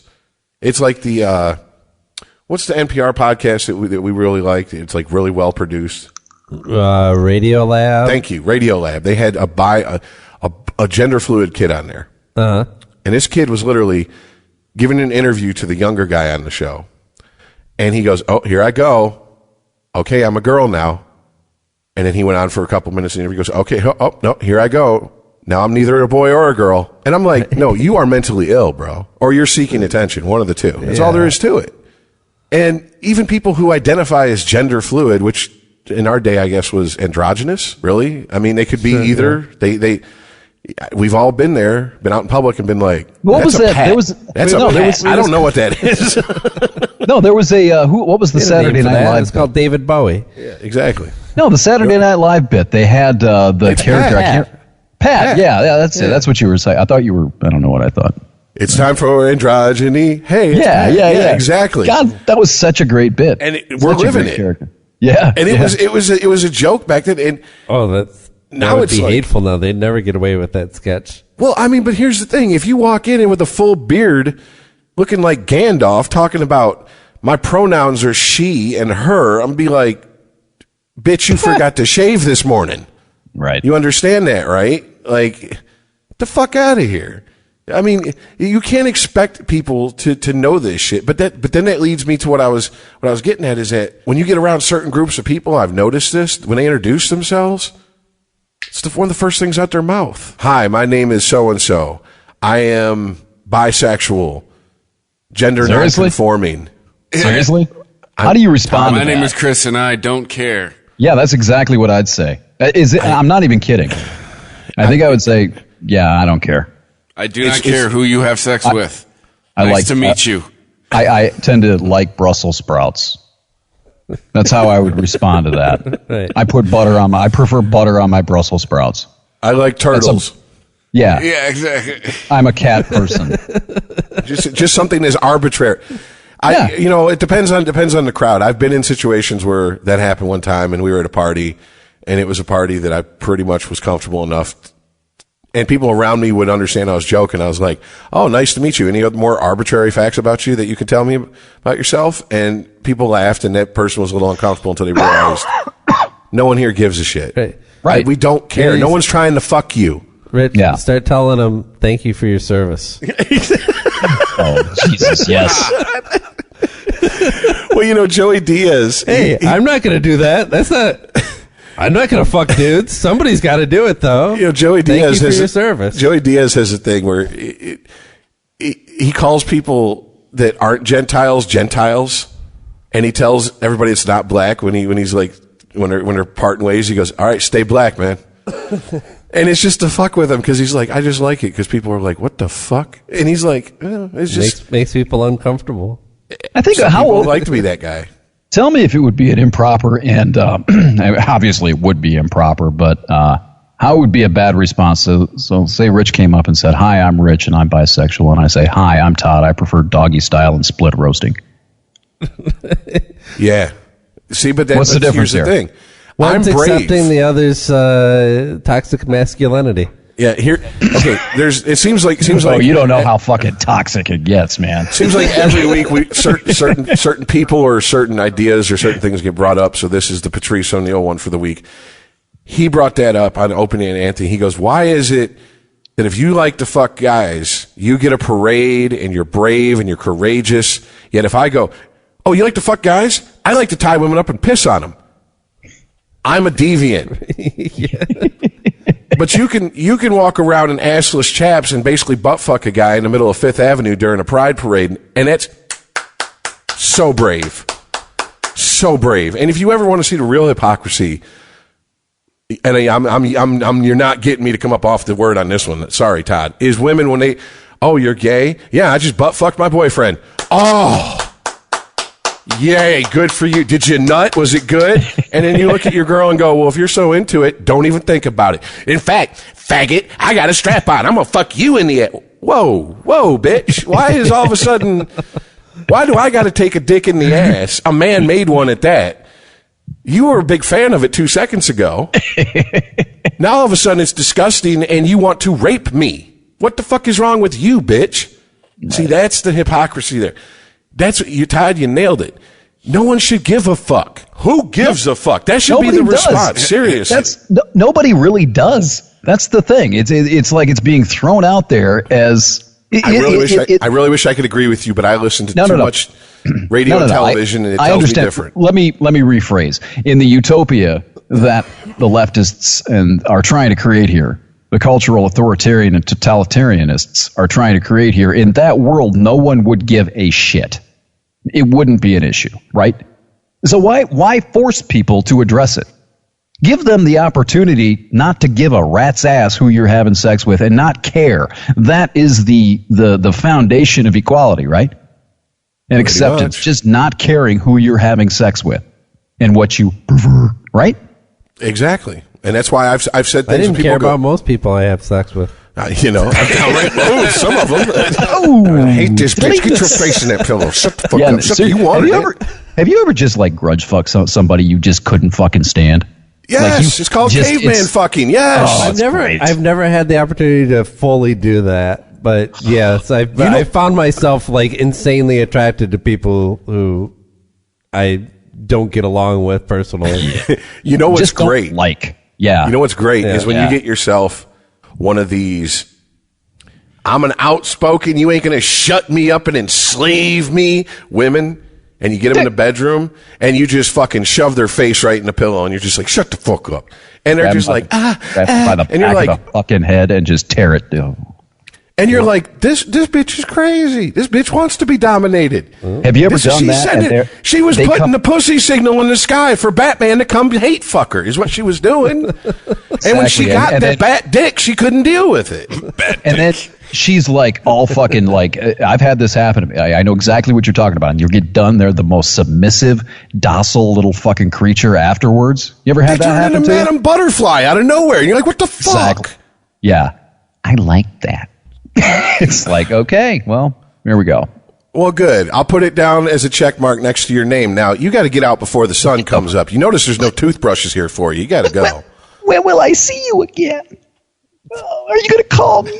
That's when you get a stage 5 clinger. That's when that happens. And you're like, oh, I shouldn't have fucked the crazy one. That's good for the man ego, though. Yeah, but you ever notice that's good for the man ego, but a stage 5 clinger for a woman is like, it's time to call the cops. No. I mean, what I'm talking about is going from the, I don't need no goddamn, to this docile little thing that just keeps like calling and won't, leave you the fuck alone, can't live without you all of a sudden because she got her face thrown into a pillow. But isn't that an aspect of some of those people who have very domineering personalities that you get them away from the bullshit where they can be themselves sexually and they like to be dominated? How many times have we heard stories about CEOs and powerful politicians who like to go get dominated by a dominatrix? I think a lot of a whole fucking show built around it, billions. Yeah, I think a lot of that is effrontery to attract someone who will be enough of an alpha male to handle that and go through it. And you know what I'm saying? They don't want anybody who's going to be run off by that sort of app. I don't know. God, I'm losing it again. We've been at it for 3 hours, haven't we? Yeah. I always get to this point where I can't complete a thought about this point. But yeah, it's like they put this front up, this sort of performance art to shoo away all the little flower boys, I guess. Oh, I just want to hold you and make love to you. I really get the fuck away from me with that shit. Give me a man. They find a man. It's like, all of a sudden, this podcast has turned into we all both sound like a 50 Cent song. I ain't into making love. I'm into having sex. I enjoy. Give me a hug if you're into getting rough. I really have. You know what we've done the last few weeks? We have this method or this sort of pattern with these podcasts where we get all deep and blah, blah, blah, blah. And right about the end, right about here, we have a whole hell of a lot of fun. If you notice it's that, a release, man. Yeah, we should try like a full podcast like this sometime. Oh, we did. Without Chris substances. has the tape somewhere. No. Understand what I'm saying here, boys. No, not like that. That ain't fun. That's a riot. But I mean, in the verbal, much like most of my extremely drunk stories, it was fun at the time, and the next day I was like, "What the fuck did we do?" Yeah. And then when Chris was like, "There's no podcast this week," why? It's unlistenable. I remember starting editing it. I was like, dude, it's just like yelling. This is like 4 people yelling over each other for an hour. Even Aaron was drunk. That was the best part. Because I couldn't. I don't think I've ever seen you drunk before or after that. Like you were probably pretty not. lit. I'm not a big drinker these days. Because I remember after we got done recording, for whatever reason, I asked Chris to play Original Gangster by Ice-T, and all of a sudden you're just getting down in your seat, and I was like floored. I was laughing so hard because I'm like, I've never seen you dance. You're like, man, that beat hits. That's a groove, man. And I was like, you're fucked up, Aaron. You're drunk as shit. I mean, good for you. No, dude, come on, man. You DJ'd way too long, and I know you'll dance sober, I would hope. Might not be very good at it. Not if I have to. Yeah. But if someone's got some Molly or, a couple nitrous balloons, it'll help. Where's my glow sticks and Vicks inhaler? That was a whole other life. It wasn't that long ago. That's the thing. It just feels like it was. So is this it? This is the end? It's a good note. We should go out on it, right? Vicks inhalers. Yes. If you're a young person and you find yourself at a party, maybe in the warehouse district somewhere in Detroit, and you're like, oh, I'm rolling so hard, get yourself some Vicks. Put it in a bullet. I remember doing that dumb shit. You gotta, if you want a snuff bullet, you gotta go to the station on Michigan Avenue. I think they still sell them. But you put Vicks on a bullet? You use it like a suppository or some shit? No, they used to not a real bullet. Vicks inhalers. I don't know what the fuck you're all talking about. Right. You're too goddamn hip for me. I'm serious. I don't know. What do you mean a bullet? It looked like a little plastic tampon thing with a hole in the end of it, and you would just stick it in your nose, and you would get a big huff of the Vicks. And it would feel like an icicle in your brain, and it was in great. A magical way. And it would it was like all of a sudden all the energy in the world was radiating out from the base of your spine through your entire body. It was great. You're a bunch of fucking degeneraries. You know that, don't Yes. God damn it. Yeah, it was awesome. All right. Listeners, if you have an ecstasy hookup, unregimented, ChristopherMedia.net. Escapingthecave.com. No, that's for the shrooms. That's for the shrooms. We got to break it up to keep the feds off the scent. Yeah. We're also on Twitter, too, at @RegimentedPod. And, fuck, if you made it this far, thanks for listening. We'll see you next week. See ya. Later. Bye. Later.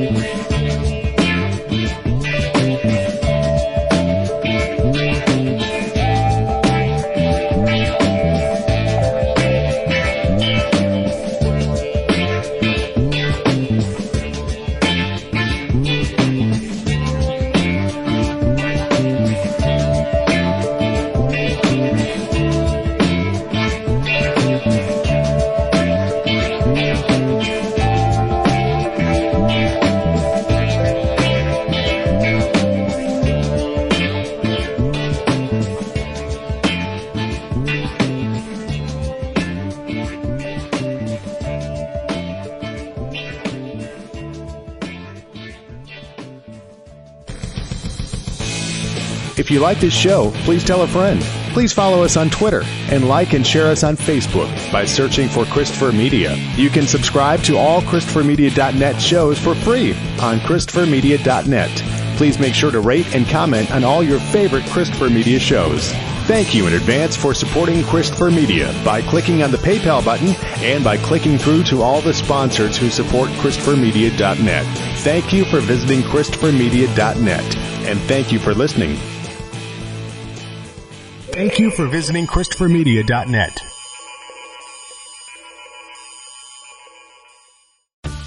A different future starts with you. That's why GoDaddy does more than help you find a name. You can create, sell, and get found online so any small business can drive change or build an empire. Because old ideas aren't cutting it anymore. This new year, we need a new generation of thinking, your way of thinking. So whatever you have in mind that will help make a different future, find everything you need to get started at GoDaddy.com. Because the future isn't decided yet. It's still ours to win. Start different at GoDaddy.com.